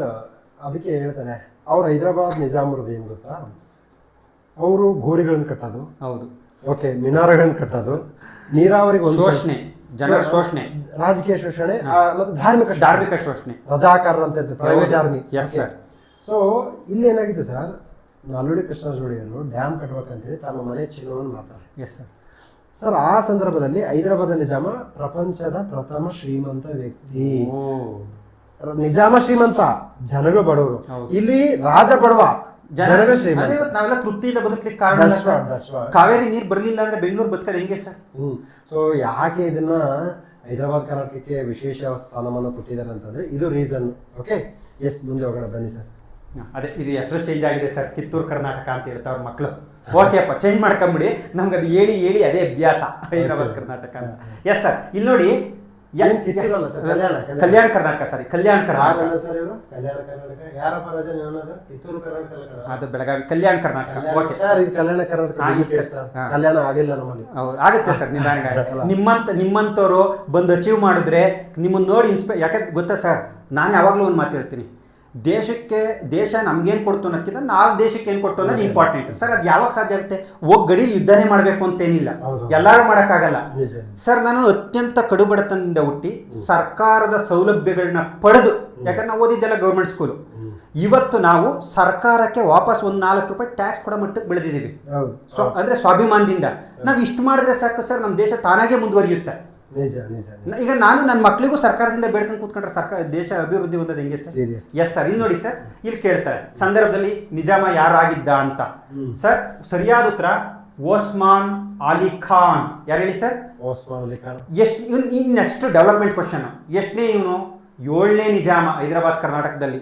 ಉಸ್ಮಾನಿಯಾ ಯೂನಿವರ್ಸಿಟಿ ಬರ್ತಲ್ಲ. ನೆಕ್ಸ್ಟ್ ಕೊನೆ ನಿಜಾಮ ಸರ್ ಇವನು, ಕೊನೆ ನಿಜಾಮ ಇವನು. ಇಲ್ಲಿ ರಮಾನಂದ ತೀರ್ಥರು ನಿಮಗೆ ಚೆನ್ನಾಗಿ ಗೊತ್ತಿರ್ತಾರೆ ಸರ್. ಆರ್ಯ ಸಮಾಜ ಹೈದರಾಬಾದ್ ಕರ್ನಾಟಕದ ವಿಮೋಚನಾ ಚಳುವಳಿಗೆ ಹೋರಾಟ ಮಾಡಿದಂಥ ವ್ಯಕ್ತಿ. ನಿಮ್ಗೆ ಇನ್ನೊಂದು ಮಾತು ಹೇಳಕ್ ಬಂದೆ ಸರ್, ಇವರು ಕ್ವಿಟ್ ಇಂಡಿಯಾ ಚಳುವಳಿ ಸಂದರ್ಭದಲ್ಲಿ ಮಾತ್ರ ಸ್ವತಂತ್ರ ಹೋರಾಟದಲ್ಲಿ ಪಾಲ್ಗೊಂಡಂಥ ಏಕೈಕ ಚಳುವಳಿ ಹೈದರಾಬಾದ್ ಕರ್ನಾಟಕ ಸಂಸ್ಥಾನದಲ್ಲಿ. ಕ್ವಿಟ್ ಇಂಡಿಯಾ ಚಳುವಳಿಯಲ್ಲಿ ಮಾತ್ರ ಈ ಜನ ಪಾಲ್ಗೊಂಡಿದ್ದು, ಇದೊಂದೇ ಚಳುವಳಿ ಸ್ವತಂತ್ರ ಹೋರಾಟದಲ್ಲಿ ಪಾಲ್ಗೊಂಡಿದ್ದು. ಯಾಕಂದ್ರೆ ಅವ್ರು ಇವ್ರ ವಿರುದ್ಧನೇ ಫೈಟ್ ಮಾಡಬೇಕಾಗಿತ್ತು. ಇವ್ರಿಗೆ ರಾಜಕೀಯ ಸೌಲಭ್ಯಗಳು ಸಿಕ್ಕಿದ್ದೇ ಹೇಳ್ಬೇಕು ಅಂದ್ರೆ ಲಿಟ್ರಲಿ ಸರ್ ಮಿರ್ಜಾ ಇಸ್ಮಾಯಿಲ್ರು ಇಲ್ಲಿ ದಿವಾನರಾದ ಮೇಲೆ, ಹೈದರಾಬಾದ್ ನಿಜಾಮನ ದಿವಾನರಾದ ಮೇಲೆ ಒಂದಿಷ್ಟು ಸುಧಾರಣೆಗಳು ಅನ್ನೋದು ಇವ್ರಿಗೆ ಸಿಗಕ್ಕೆ ಶುರುವಾಯಿತು ಸರ್. ನಿಮಗೆ ಗೊತ್ತು, ಭಾರತ ಸ್ವತಂತ್ರ ಆದಾಗ ಇವ ಒಪ್ಲಿಲ್ಲ ಭಾರತ ಸಂಸ್ಥಾನಕ್ಕೆ ಸೇರಕ್ಕೆ. ಅಂದಿನ ನಮ್ಮ ಗೃಹ ಸಚಿವರು ಯಾರು ಹೇಳಿ ಸರ್? ಸರ್ದಾರ್ ವಲ್ಲಭಭಾಯ್ ಪಟೇಲ್, ಉಕ್ಕಿನ ಮನುಷ್ಯ. ಆತ ಸೈನ್ಯವನ್ನು ನುಗ್ಗಿಸ್ತಾ ಸೇನಾಧಿಕಾರಿ ಚೌಧರಿಯರ ನೇತೃತ್ವದಲ್ಲಿ ಸೆಪ್ಟೆಂಬರ್ 13ನೇ ತಾರೀಕು ಹೇಳ್ದೆ ಕೇಳದೆ ಬಂದು ಸರೆಂಡರ್ ಆದ ಸರ್. ಸೆಪ್ಟೆಂಬರ್ 17ನೇ ತಾರೀಕು 1948ರಲ್ಲಿ ಹೈದರಾಬಾದ್ ಕರ್ನಾಟಕ ವಿಮೋಚನೆಯಾಗಿ ಭಾರತ ಸಂಸ್ಥಾನ ಮೈಸೂರು ಸರ್ಕಾರಕ್ಕೆ ಸೇರ್ಕೊಳ್ಳುತ್ತೆ ಸರ್. ಸರ್, ಈಗ ಮುಂದುವರೆದ ಭಾಗವಾಗಿ Yes, sir. ಹೇಳ್ತೀನಿ ನೋಡಪ್ಪ ರಾಜವಲಿ, ಇಲ್ಲಿ ನೀವು ಅರ್ಥ ಮಾಡ್ಕೋಬೇಕಾಗಿದೆ. ಓಕೆ, ಯಾವಾಗಲೂ ಡಾಕ್ಟರ್ DM ನಂಜುಂಡಪ್ಪ ಆಯೋಗ ಬರುತ್ತೆ ಸರ್. ಹಾಂ ಸರ್. ಸರ್, ಈಗ ಇದರ ಮುಂದುವರೆದ ಭಾಗವಾಗಿ ಗೋವಿಂದರಾವ್ ಸಮಿತಿ ಅಂತ ಬಂದಿದೆ ಸರ್. Yes sir. ಗೋವಿಂದರಾವ್ ಸಮಿತಿ ಹೇಳ್ತಾ ಇದೆ ಸರ್, ಇದು HYT ಸರ್. Yes. HYT ಈಗ S sir. Yes sir. Sir, ಪ್ರತಿ ಸರ್ಕಾರ ಯಾವುದಾದ್ರೂ ಆಯೋಗಗಳನ್ನ ನೇಮಕ ಮಾಡುತ್ತೆ ಸರ್. ಹೌದು. ಈಗ ಗುಹಾನಾಥನ ಆಯೋಗ ಅಂತ ರಚನೆ ಮಾಡಿದೆ ಬಿಡದಿ ಟೌನ್ಶಿಪ್. Yes sir. ಅದನ್ನ ಒನ್ ಲೈನರ್ ಅಂತ ಹೇಳ್ತೀನಿ ಸರ್. HYT ಒನ್ ಲೈನರ್, ಗುಹಾನಾಥನ ಆಯೋಗ one liner. But I am expecting you to remember Govind Rao ಸಮಿತಿ. ಗೋವಿಂದರಾವ್ ಸಮಿತಿ ಹೇಳಿದೆ ಸರ್, ನೀವು ಫಂಡ್ಸ್ ಕೊಡಬೇಕು, ಔಟ್ಕಮ್ ಬೇಸ್ಡ್ ಕೊಡಿ, ರಿಸಲ್ಟ್ ಎಷ್ಟಿದೆ ಅದ್ರ ಮೇಲೆ ಕೊಡಿ. ಸುಮ್ಮನೆ ಈ ವರ್ಷ 300 ಕೋಟಿ, ನೆಕ್ಸ್ಟ್ ವರ್ಷ 400 ಕೋಟಿ, ಇನ್ನೊಂದು ವರ್ಷ 500 ಕೋಟಿ ಥರ ಬೇಡ ಅಂತ ಹೇಳೋದು sir. Sir, doctor DM Nanjundappa ಆಯೋಗ ಮತ್ತು ಈ ವರದಿಯ ನಂತರ ಕರ್ನಾಟಕ ಸರ್ಕಾರ ಕೈಗೊಂಡಂತಹ ಶಿಫಾರಸುಗಳು ಸರ್ ಎಕ್ಸಾಮ್ಸ್ಗೆ ಭಾಳ ಇಂಪಾರ್ಟೆಂಟ್. ಹೌದು ಹೌದು. ಇದು HYT. ಓಕೆ, ಹೌದು ಹೌದು. ನೆಕ್ಸ್ಟ್ ಇನ್ನೊಂದು ಹೇಳ್ತೀನಿ, ಮೋಸ್ಟ್ ಇಂಪಾರ್ಟೆಂಟು ಹೈದರಾಬಾದ್ ಕರ್ನಾಟಕ ವಿಮೋಚನಾ ದಿನ ಎಕ್ಸಾಮ್ಸಿಗೆ ಕೇಳಿದ್ದಾರೆ ಸರ್. ಹೇಳಿದರು ಸೆಪ್ಟೆಂಬರ್ 17. ನೆಕ್ಸ್ಟ್ ಮೋಸ್ಟ್ ಇಂಪಾರ್ಟೆಂಟ್ ಏನಪ್ಪ ಅಂತಂದರೆ ಸರ್, ಯಾವಾಗಲೂ ಸರ್ ಸರ್ಕಾರದ ಪ್ರಶ್ನೆಗಳು ಹೇಗಿರ್ತವೆ ಅಂತಂದರೆ ದುರ್ಬಲ ವರ್ಗದವ್ರ ಪರವಾಗಿರ್ತವೆ ಸರ್. ಬೆಂಗಳೂರಲ್ಲಿ ಯಾವ ಸಮಿತಿಗಳಿದೆ ಕೇಳಲ್ಲ ಸರ್. ಬೆಂಗಳೂರು ಡೆವಲಪ್ಡ್ ಇದೆ ಸರ್. ಅದಕ್ಕೆ ಏನು ಕೇಳ್ತಾರೆ, ನಮ್ಮದು HK ಸಾಂವಿಧಾನಿಕ ತಿದ್ದುಪಡಿ ಆಯಿತು. ಹೌದು. ಓಕೆನಾ? ಸಾಂವಿಧಾನಿಕ ತಿದ್ದುಪಡಿಯಾಗಿ ನಾವು 371 J ಪಡ್ಕೊಂಡ್ವಿ. ಇಲ್ಲಿ ರಾಜ್ಯಪಾಲರಿಗೆ ವಿಶೇಷವಾದ ಇದಿದ್ದಾವೆ. ಓಕೆ, ಸೊ ಹೈದರಾಬಾದ್ ಕರ್ನಾಟಕ ಅಭಿವೃದ್ಧಿ ಮಂಡಳಿ ಇವುಗಳ ಬಗ್ಗೆ ಕ್ವಶನ್ ಬರುತ್ತೆ. ಸೊ ಈಗ ಹೈದರಾಬಾದ್ ಕರ್ನಾಟಕ ಇದು ಹೆಸರೇನು ಸರ್? ಇದನ್ನ ಕಣ್ಣೊರೆಸುವ ತಂತ್ರ ಕಲ್ಯಾಣ ಕರ್ನಾಟಕ ಅಂತೇಳಿ. ಸರ್, ನಾವು ಕಲ್ಯಾಣ ಯಾವುದೇ ಕಾರಣಕ್ಕೂ ಆಗಲು ಸಾಧ್ಯ ಇಲ್ಲ. ಯಾಕಂತಂದ್ರೆ ನಮಗೆ ರಾಜಕೀಯ ಪ್ರಜ್ಞೆ ಕಡಿಮೆ ಸರ್. ನಾವು ನಮ್ಮ ತಾತನ ಕಾಲದಲ್ಲಿ ನೀವೇ ಹಿಂಗೆ ಅಂದ್ಬಿಟ್ರೆ ಸೀರಿಯಸ್ಲಿ ನಮ್ಮ ಜನಗಳ ಬಗ್ಗೆ ನನಗೆ ಗೊತ್ತು. I have more authority to say. ನಿಮಗೆ ದೂರದ ಬೆಟ್ಟ. ಯಾಕಂದ್ರೆ ನಮ್ಮ ತಾತನ ಕಾಲದಿಂದ ಒಂದೇ ಕುಟುಂಬವನ್ನು ಗೆಲ್ಸ್ಕೊಂಡು ಬರ್ತೀವಿ. ಆ ಒಂದು ಪ್ರಶ್ನಿಸುವಂತಹ ಸರ್, ನಮ್ಮೆಲ್ಲ ಏಕೋಪಾಧ್ಯಾಯ, ಒಬ್ಬ school teacher will take every subject. So ಆ ಮಾದರಿ ಶಿಕ್ಷಣ ಇನ್ನೂ ಇದೆ, ನನಗಂದಲ್ಲ ಈಗಲೂ ಇದೆ ಸರ್. ಏಕೋಪಾಧ್ಯಾಯ ಶಾಲೆಗಳಿಂದ ಓದಿ ಬಂದವ IAS PS ಮಾಡೋದು ಹೆಂಗೆ ಮಾಡ್ತಾನೆ? ಆಮೇಲೆ ಯಾರೋ ಹಿಂಗೆ 6 ಚೇರ್ ಬರ್ತಾರೆ, ನೋ ಕೋಚಿಂಗ್ ಮಾಫಿಯಾ ಸರ್. ನೀನು ಇಡೀ ದೇಶಾದ್ಯಂತ CBSE ಸ್ಕೂಲ್ ಮಾಡಿಬಿಡಲ್ಲ, ಯಾವ ಕೋಚಿಂಗ್ಗಳು ಆಟೋಮೆಟಿಕ್ಕಾಗಿ ಹೋಗ್ಬಿಡ್ತವೆ. ನೀವು AC ರೂಮಲ್ಲಿ ಕುಂತು ಕೋಚಿಂಗ್ ಮಾಫಿಯಾ ಅಂತ ಹೇಳ್ಕೊಂಡು ಕುಂದಿರ್ತಾರಲ್ಲ. ಬಟ್ ಶಿಕ್ಷಣದ ಅವ್ಯವಸ್ಥೆ ನೋಡಿ, ಬಾಲ್ಡ್ವಿನ್ ಸ್ಕೂಲ್ ಜೊತೆ ಓದೋನಿಗೆ ನಾವು ಹೋರಾಟ ಮಾಡಬೇಕು ಅನ್ಸುತ್ತೆ. ಓಕೆನಾ? So this is what happen. Yes, apart from that will go to the yes sir. ಇಲ್ಲಿ ಈಗ ಏನು ಹೇಳಕ್ಕೆ ಇಷ್ಟಪಡ್ತೀನಿ ಅಂದರೆ ಫೈನಲಿ ಸರ್, ಈ ಥರ ಡೆಪ್ತ್ ಮೋಸ್ಟ್ಲಿ ಮುಗೀತು ಸರ್ ಕ್ವಶನ್ಸು. ಈ ಥರ ಇಲ್ಲ ಇನ್ನೂ ಒಂದಿದೆ ನೋಡಿ ಸರ್. ಈಗ ನಾವ್ಯಾವಾಗಲೂ ಏನು ಮಾಡ್ತೀವಿ ಹೇಳಿ ಸರ್, ಕರ್ನಾಟಕ ಏಕೀಕರಣ ಅಂದಾಗ ಟಕ್ಕಂತ ಏನು ಮಾಡ್ತೀವಿ ನಾವು, ಪಟಾರ್ ಅಂತ ಏನು ಮಾಡ್ತೀವಿ, SK Dar committee, JVP committee, Fazal ಆಲಿ ಆಯೋಗ ಕಮಿಟಿ. ಸರ್, ನಾವು ಸಡನ್ ಆಗಿ ಫಜಲ್ ಆಲಿ ಆಯೋಗದ ಸದಸ್ಯರು ಯಾರು ಅಂತಾನೆ ಓದ್ತೀವಿ. ಫಜಲ್ ಆಲಿ ಆಯೋಗದ ಸದಸ್ಯರು ಯಾರು? 1940 ಫಾರ್ಮ್ ಆಗಿ ನಮಗೆ 1956 ನವೆಂಬರ್ 1 ವಿಶಾಲ ಮೈಸೂರು ರಾಜ್ಯ ಅಸ್ತಿತ್ವಕ್ಕೆ ಬರುತ್ತಲ್ಲ, ಅದು very popular committee. But SK Dar committee failure committee sir. ಅಂದರೆ ಈ ಶಿಫಾರಸನ್ನು ನಾವು ಒಪ್ಪದೆ ಫೇಲ್ಯೂರ್ ಆಯಿತು 1970 ಅಂತ 1948 DTP ಮಿಸ್ಟೇಕ್ ಆಗಿದೆ. 1948 ಈ ಕಡೆ ನೋಡಿ ಸರ್, ಇಲ್ಲಿ ಪನ್ನಾಲಾಲ್ ಜಗತ್ನಾರಾಯಣ್ ಲಾಲ್ ಹುಡುಗರು ಏನು ಕಮೆಂಟ್ ಮಾಡ್ತಾರೆ ಸರ್ ಉತ್ತರನ? KM ಫಣೀಕರ್, HN Kunjru. ಪನ್ನಾಲಾಲ್ KM ಫಣೀಕರ್, HN Kunjru ಫನಾಲಾಲ್. ಇದು ಗಮನ ಕೊಟ್ಟೇ ಇರಲ್ಲ ಸರ್ ಅವನು. ಯಾಕಂದ್ರೆ SK ದಾರ್ ಕಮಿಟಿ ಮಾಡಿದ್ದು ಭಾಷಾವಾರು ಪ್ರಾಂತ್ಯಗಳ ವಿಂಗಡಣೆಗಾಗಿ. JVP SK ದಾರು ಫಜಲ್ ಆಲಿ ಇದು ಮೊದಲು ಕಮಿಟಿ ಸರ್. ಸ್ವತಂತ್ರಾನಂತರ ಭಾರತದಲ್ಲಿ ಕರ್ನಾಟಕ ಏಕೀಕರಣದ 3 ಹಂತಗಳನ್ನು ವಿವರಿಸಿ ಅಂತ 2015 KS ಮೇನ್ಸ್ ಅಲ್ಲಿ ಕೇಳಿದ್ರು. This is the first stage post independence ಅಲ್ಲಿ. SK ದಾರ್ ಕಮಿಟಿ ನೇಮಕ ಮಾಡ್ತಾರೆ ಭಾಷಾವಾರು ಪ್ರಾಂತ್ಯ ವಿಂಗಡಣೆ ಮಾಡಿ ಅಂತ. ಪುಣ್ಯಾತ್ಮ ಭಾಷಾವಾರು ಪ್ರಾಂತ್ಯ ವಿಂಗಡಣೆಯಾದರೆ ದೇಶದ ಐಕ್ಯತೆಗೆ ಧಕ್ಕೆ ಬರುತ್ತದೆ ಅಂತ ರಿಪೋರ್ಟ್ ಮಾಡ್ತಾನೆ. ನಾವು ಸ್ವಾತಂತ್ರ್ಯ ಪೂರ್ವದಿಂದ ಓಡಾಡ್ಕೊಂಡು ಗಾಂಧೀಜಿನ ಎಲ್ಲ ಮೆಚ್ಚಿಸ್ಕೊಂಡು ಬಂದಿದ್ದೀವಿ, ನಮ್ಗೆ ಕನ್ನಡಿಗರು ಒಂದ್ ಕಡೆಗೆ ಬರ್ಬೇಕು ಅಂತ. ಇವ್ ಬೇಡ ಅಂತಾರೆ. JVP ಬೇಡ ಅಂತಾರೆ. ಸರ್, ಅದಕ್ಕೆ ಈ ಕಮಿಟಿಲಿ ಇದ್ದಂಥ ಸದಸ್ಯರು ಯಾರು ಇವತ್ತು ಕ್ವಶನ್ಸ್ ಏನು ಮಾಡ್ತಾನೆ ತುಂಬ ಪಾಪ್ಯುಲರ್ ಟಾಪಿಕ್ಕಿಂದ ತೆಗಿಯಲ್ಲ, ಯಾಕಂದರೆ ಹುಡುಗ ಅದನ್ನು ಚೆನ್ನಾಗಿ ಓದಿರ್ತಾನೆ. So there for right answer is Pannalal ಮತ್ತು ಜಗತ್ನಾರಾಯಣ್ ಲಾಲ್ ಸರ್. ಇವರು ಸಂವಿಧಾನ ಕರಡು ಸಮಿತಿಯ ರಚನಾ ಸಮಿತಿಯ ಸದಸ್ಯರಲ್ಲಿ ಒಬ್ಬರಾಗಿರ್ತಾರೆ. ರಚನಾ ಸಮಿತಿಯ ಸದಸ್ಯರಲ್ಲಿ ಇವರು ರಿಟೈರ್ಡ್ ಜಡ್ಜ್ ಆಗಿರ್ತಾರೆ. ಪನ್ನಾಲಾಲು ಜಗತ್ನಾರಾಯಣ್ ಲಾಲ್ ಈ ಕಮಿಟಿಯ ಸದಸ್ಯರು. ಸರ್ ಈಗ ಇನ್ನೊಂದು ಇದನ್ನು ಹೇಗೆ ಸಾಲ್ವ್ ಮಾಡ್ಬೇಕಂತ ಹೇಳ್ತೀನಿ. ಓಕೆ, ಈಗ ನಾನೇನು ಹೇಳ್ತೀನಿ, ಕ್ಲಾಸ್ ಮಾಡಬೇಕಾದ್ರೆ ಫಜಲ್ ಅಲಿ ಆಯೋಗ HOT ಕಂಡ್ರಪ್ಪ ಸಿಕ್ಕಾಬಿಟ್ಟು ಓದ್ಬೇಕು, ನೀವು ಫುಲ್ ಕಂಠಪಾಠ ಆಗಬೇಕು ಅಂತ ಹೇಳಿದ್ದೀನಿ ಕೊಡಿ. ಸೊ ಆ ಮೆಥಡಾಲಜಿಯಿಂದ ಕಂಠಪಾಠ ಅಂತ ಹೇಳ್ತೀನಿ ಅರ್ಥ ಮಾಡ್ಕೊಳ್ಳಿ. ಸರ್ ಫಜಲ್ ಅಲಿ ಆಯೋಗದಲ್ಲಿ KM ಫಣಿಕ್ಕರ್ ಬರ್ತಾವ್ರೆ. ನಾನು ಅದನ್ನು ನೀವು ಫಜಲ್ ಅಲಿ ಆಯೋಗದ ಬಗ್ಗೆ ನಿಮಗೆ ಗೊತ್ತಿಲ್ಲ ಅಂತಂದರೆ you are not reading right. KM Panikkar ಬಂದ್ರಿಗಿನ KM ಫಣಿಕ್ಕರ್ ಅಂದರೆ ಹೋಯ್ತು. ಕುಂಜರು ಬರ್ತಾವ್ರೆ ಸರ್ ಅಲ್ಲಿ, ಇಲ್ಲಿ ನೋಡಿ ಕುಂಜರು ಬಂದರು ಹೋಯ್ತು. ಉಳಿದಿದ್ದಾರೆ ಅಂತ ರಾಜಾವಲಿ ನೀನು ಹೇಳ್ತಾ ಇದ್ದೀನಿ, ಅರ್ಥ ಮಾಡ್ಕೋ. ನಿನಗೆ ಹೈಡ್ರಿಂಗ್ ಟಾಪಿಕ್ಸ್ ಬಗ್ಗೆ ಇನ್ ಡೆಪ್ತ್ ಅಲ್ಲಿ ಯಾವುದೇ ಕಾರಣಕ್ಕೂ ರಾಂಗ್ ಮಾಡಂಗಿಲ್ಲ ಅಂತ ಬಂದಾಗ ಇಂಥ ಈಸಿಯಾಗಿ ಹ್ಯಾಂಡಲ್ ಮಾಡ್ತೀವಿ. SK ಧಾರ್ ಕಮಿಟಿ, ತದನಂತರದಲ್ಲಿ JVP ಕಮಿಟಿ. ನೆಕ್ಸ್ಟ್ ಈಗ ಧಾರ್ ಕೇಳಿದ್ರೆ ನೆಕ್ಸ್ಟ್ JVP ಕೇಳ್ಬೋದು. ಓಕೆ, ಸೊ ಇದು ಎಕ್ಸಾಮ್ ಮೆಥಡಾಲಜಿ. ಓಕೆ, ನಾವೊಂದು ಸಿಂಪಲ್ ಎಕ್ಸಾಂಪಲ್ ತಂದಿದ್ದೀನಿ ಅಷ್ಟೇ. ಇಷ್ಟು ಪ್ರಶ್ನೆಗಳಾದೋ ಸರ್. ಈಗ ಇದರೆಲ್ಲರ ಈ ತರಗತಿನ ಸಂಪೂರ್ಣವಾಗಿ ನಾನು ಜವಾಬ್ದಾರಿ ತಗೊಂಡು ಕರ್ನಾಟಕ ಹಿಸ್ಟ್ರಿನ ಒಂದು ಪ್ಯಾಕೇಜ್ ರೂಪದಲ್ಲಿ ಕೊಡ್ತೀನಿ ಸರ್. ಅಂದರೆ ತರಗತಿ ಮಾಡ್ಕೊಡೋದು ನನ್ನ ಜವಾಬ್ದಾರಿ, ನೀಟಾಗಿ ಮಾಡ್ಕೊಡ್ತೀನಿ. ಎಸ್, ಸೊ ಈ ಒಂದು ಅದು ಆ್ಯಪಲ್ಲಿ ಲಭ್ಯ ಇರುತ್ತೆ. ಅಲ್ಲೇ ನಾವು ಈಗ ವಿಶೇಷವಾದ ಒಂದು 30% ಡಿಸ್ಕೌಂಟನ್ನು ಕೊಟ್ಟಿದ್ದೀನಿ. ಸೊ ನಾನು ಸರ್ನ ರಿಕ್ವೆಸ್ಟ್ ಮಾಡಿಕೊಂಡೆ, ಅವರು ನಮಗೆ ಕ್ಲಾಸ್ ಮಾಡಿಕೊಡ್ತೀನಿ ಸರ್ ನಿಮ್ಮ ವಿದ್ಯಾರ್ಥಿಗಳಿಗೆ. ವಿಶೇಷವಾಗಿ ಏನು ಅಂದರೆ ಭಾಳಷ್ಟು ಕಡೆಯಿಂದ ನನಗೆ ಅಪ್ರೋಚ್ ಆಗಿದ್ರು ಕೂಡ ಶಾಂತಪ್ಪ ಸರ್ ಹೇಳಿದಾಗ ಎರಡಿಷ್ಟು ಟೈಮ್ ತಂಡ ಇಲ್ಲ ಅನ್ನೋದು ಹೆಂಗೆ ಅಂತ ಅವರು ಭಾಳ, ಯಾಕಂದರೆ ಶಾಂತಪ್ಪ ಸರ್ ಮೇಲೆ ನಮ್ಗೆ ಅಷ್ಟು ಅಭಿಮಾನ, ಎದುರುಗಡೆ ಹೇಳ್ತಿದ್ದೀವಿ ಅಂತಲ್ಲ. ಸೊ ಸರ್ ಜೊತೆಗೆ ನನ್ನ HOT ಮಾಡಲ್ ಒಂದು ಸ್ವಲ್ಪ ಇರುತ್ತೆ. ಇವತ್ತಿನ ತರಗತಿ ಉಪಯುಕ್ತ ಆಯ್ತಾ? ಕಮೆಂಟ್ ಮಾಡಿರಿ ನೋಡೋಣ. ಎಷ್ಟು ಫೀಡ್ಬ್ಯಾಕ್, ಎಷ್ಟು ಉಪಯುಕ್ತ ಆಯಿತು? ಯಾಕಂದ್ರೆ ನಾವು ಇಲ್ಲಿ ಕ್ವಶನ್ಗೆ ಆನ್ಸರ್ ಹೇಳಕ್ಕೆ ಬಂದಿಲ್ಲ. ಅಂದರೆ ಈ ಥರ ಕ್ವಶನ್ಸು ಈಗ ನಿಮ್ಗೆ ಅನಿಸಿರುತ್ತೆ, ಯಾರು ಗೂಗಲ್ ಸರ್ಚ್ ಮಾಡಿದೆ ನಿಜವಾಗ್ಲೂ ಓದಿರೋ ಹುಡುಗರು ಇರ್ತೀರಾ, ಈ ಥರ ಕ್ವಶನ್ಸ್ ಬಂದರೆ ನಾವು ಬರೆಯೋಕ್ಕಾಗಲ್ವಾ ಅನ್ನೋ ಒಂದು ಗೊಂದಲ ನಿಮ್ಗಿದೆ. ನಿಜ, ಅದನ್ನ ಆ ಪರ್ಪಸಲ್ಲಿ ಕ್ವಶನ್ ತಂದಿದ್ದೀವಿ. ಈಗ ನಾವೇನಪ್ಪ ಅಂದ್ರೆ ಇಲ್ಲಿ ಕ್ವಶನ್ಗೆ ಆನ್ಸರ್ ಹೇಳ್ಕೊಂಡು ಹೋಗಕ್ಕೆ ಬಂದಿಲ್ಲ, ಸೀರಿಯಸ್ಲಿ. ಓಕೆ, ಸೊ ನಿಮ್ಮ ಒಂದು ಡೈಲಿ ಕಂಟಿನ್ಯೂ ಮಾಡಿ ಸರ್ ಇದನ್ನ ಅಂತ. Thank you. ಓಕೆ, ಖಂಡಿತ ನಮ್ಮ ಕೈಲಿ ಎಷ್ಟು ಟೈಮನ್ನು ಬಿಡಬೇಕು, ಯಾಕಂದರೆ ಸರ್ದು SIR ಡ್ಯೂಟಿ ಇದೆ. ಎಷ್ಟೆಷ್ಟು ನಾವು ಕೊಡೋಕ್ಕಾಗುತ್ತೆ ಅಷ್ಟನ್ನು ಕೊಡ್ತಾ ಇರ್ತೀವಿ. ಸೊ ಎಲ್ಲ ಒಂದು ಶಾಂತಮಾರ್ಗ್ ಆ್ಯಪಲ್ಲಿ ಇರುತ್ತೆ. ಆ ಆ್ಯಪಲ್ಲಿ ಸರ್ದು ವಿಡಿಯೋ ನಾನು ಅಪ್ಲೋಡ್ ಮಾಡ್ತೀನಿ. ಓಕೆ, ತದನಂತರ sir PDFs which is not available in his book. Okay, ಯಾವುದಾದ್ರು ಅವೈಲಬಲ್ ಇರುತ್ತೆ ಅದನ್ನ ಅಲ್ಲೇ ಕೊಡ್ತಾ ಇರ್ತೀವಿ. ಸೊ ರಿಮೈನಿಂಗ್ ಅಂಶ, ಸೊ ಈ ಟಾಪಿಕ್ ನೋಡಿದ್ರೆ KS mains, KS prelims, PC, PSI ಎಲ್ಲ ಎಕ್ಸಾಮ್ ರೀ. ನೀವು ಇದನ್ನ ಅವಾಯ್ಡ್ ಮಾಡಿ ಅಂತ ಹೇಳ್ತೀನಿ. ಏನಂತಂದ್ರೆ PC ಓದ್ತದೆ. Thank you. ಹುಡುಗರು ಏನು ರೆಸ್ಪಾನ್ಸ್ ಮಾಡಿ ನಮಗೂ ಒಂದು ಆತಂಕ ಇದೆ ಸರ್, ಯಾಕಂದ್ರೆ TV ಮುಂದೆ ನಿಂತ್ಕೊಂಡು ನಾವು ಇಬ್ಬರೇ ಮಾತಾಡ್ತಿರ್ತೀವಿ. ಅವ್ರಿಗೇನು ಈಗ ಆಫ್ಲೈನ್ ಆದ್ರೆ ನಮ್ಗೆ ಫೀಡ್ಬ್ಯಾಕ್ ಗೊತ್ತಾಗ್ತಿರ್ತದೆ. ನಿಜವಾಗ್ಲೂ ತುಂಬ ಇದು ಹೆಲ್ಪ್ ಆಯಿತು ಅಂತ ಹೇಳ್ತಾರೆ ಸರ್. ಧನ್ಯವಾದಗಳು. ಅಷ್ಟಾಗಿದ್ರೆ ನಮ್ಮ ಜೀವನ ಪಾವನ. ಯಾ, ಸೊ ಹೆಚ್ಚಿನ ಮಾಹಿತಿಗಾಗಿ ನಮ್ಮ ಸಂಖ್ಯೆ 9620131843ಗೆ ಸಂಪರ್ಕ ಮಾಡಿ. ಓಕೆ, 9620131843ಗೆ ಸಂಪರ್ಕ ಮಾಡಿ. ಇಲ್ಲಿ ನಾನು ಸಂಖ್ಯೆ ಇದು ಕೋರ್ಸ್ ಡೀಟೇಲ್ಸ್ ಎಲ್ಲ ಕೊಟ್ಟಿರ್ತೀವಿ. ಆ್ಯಪಲ್ಲೂ ಆಲ್ರೆಡಿ ಕೋರ್ಸ್ ಡೀಟೇಲ್ಸ್ ಎಲ್ಲ ಇದೆ.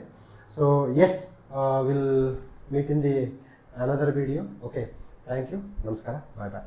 Thank you sir.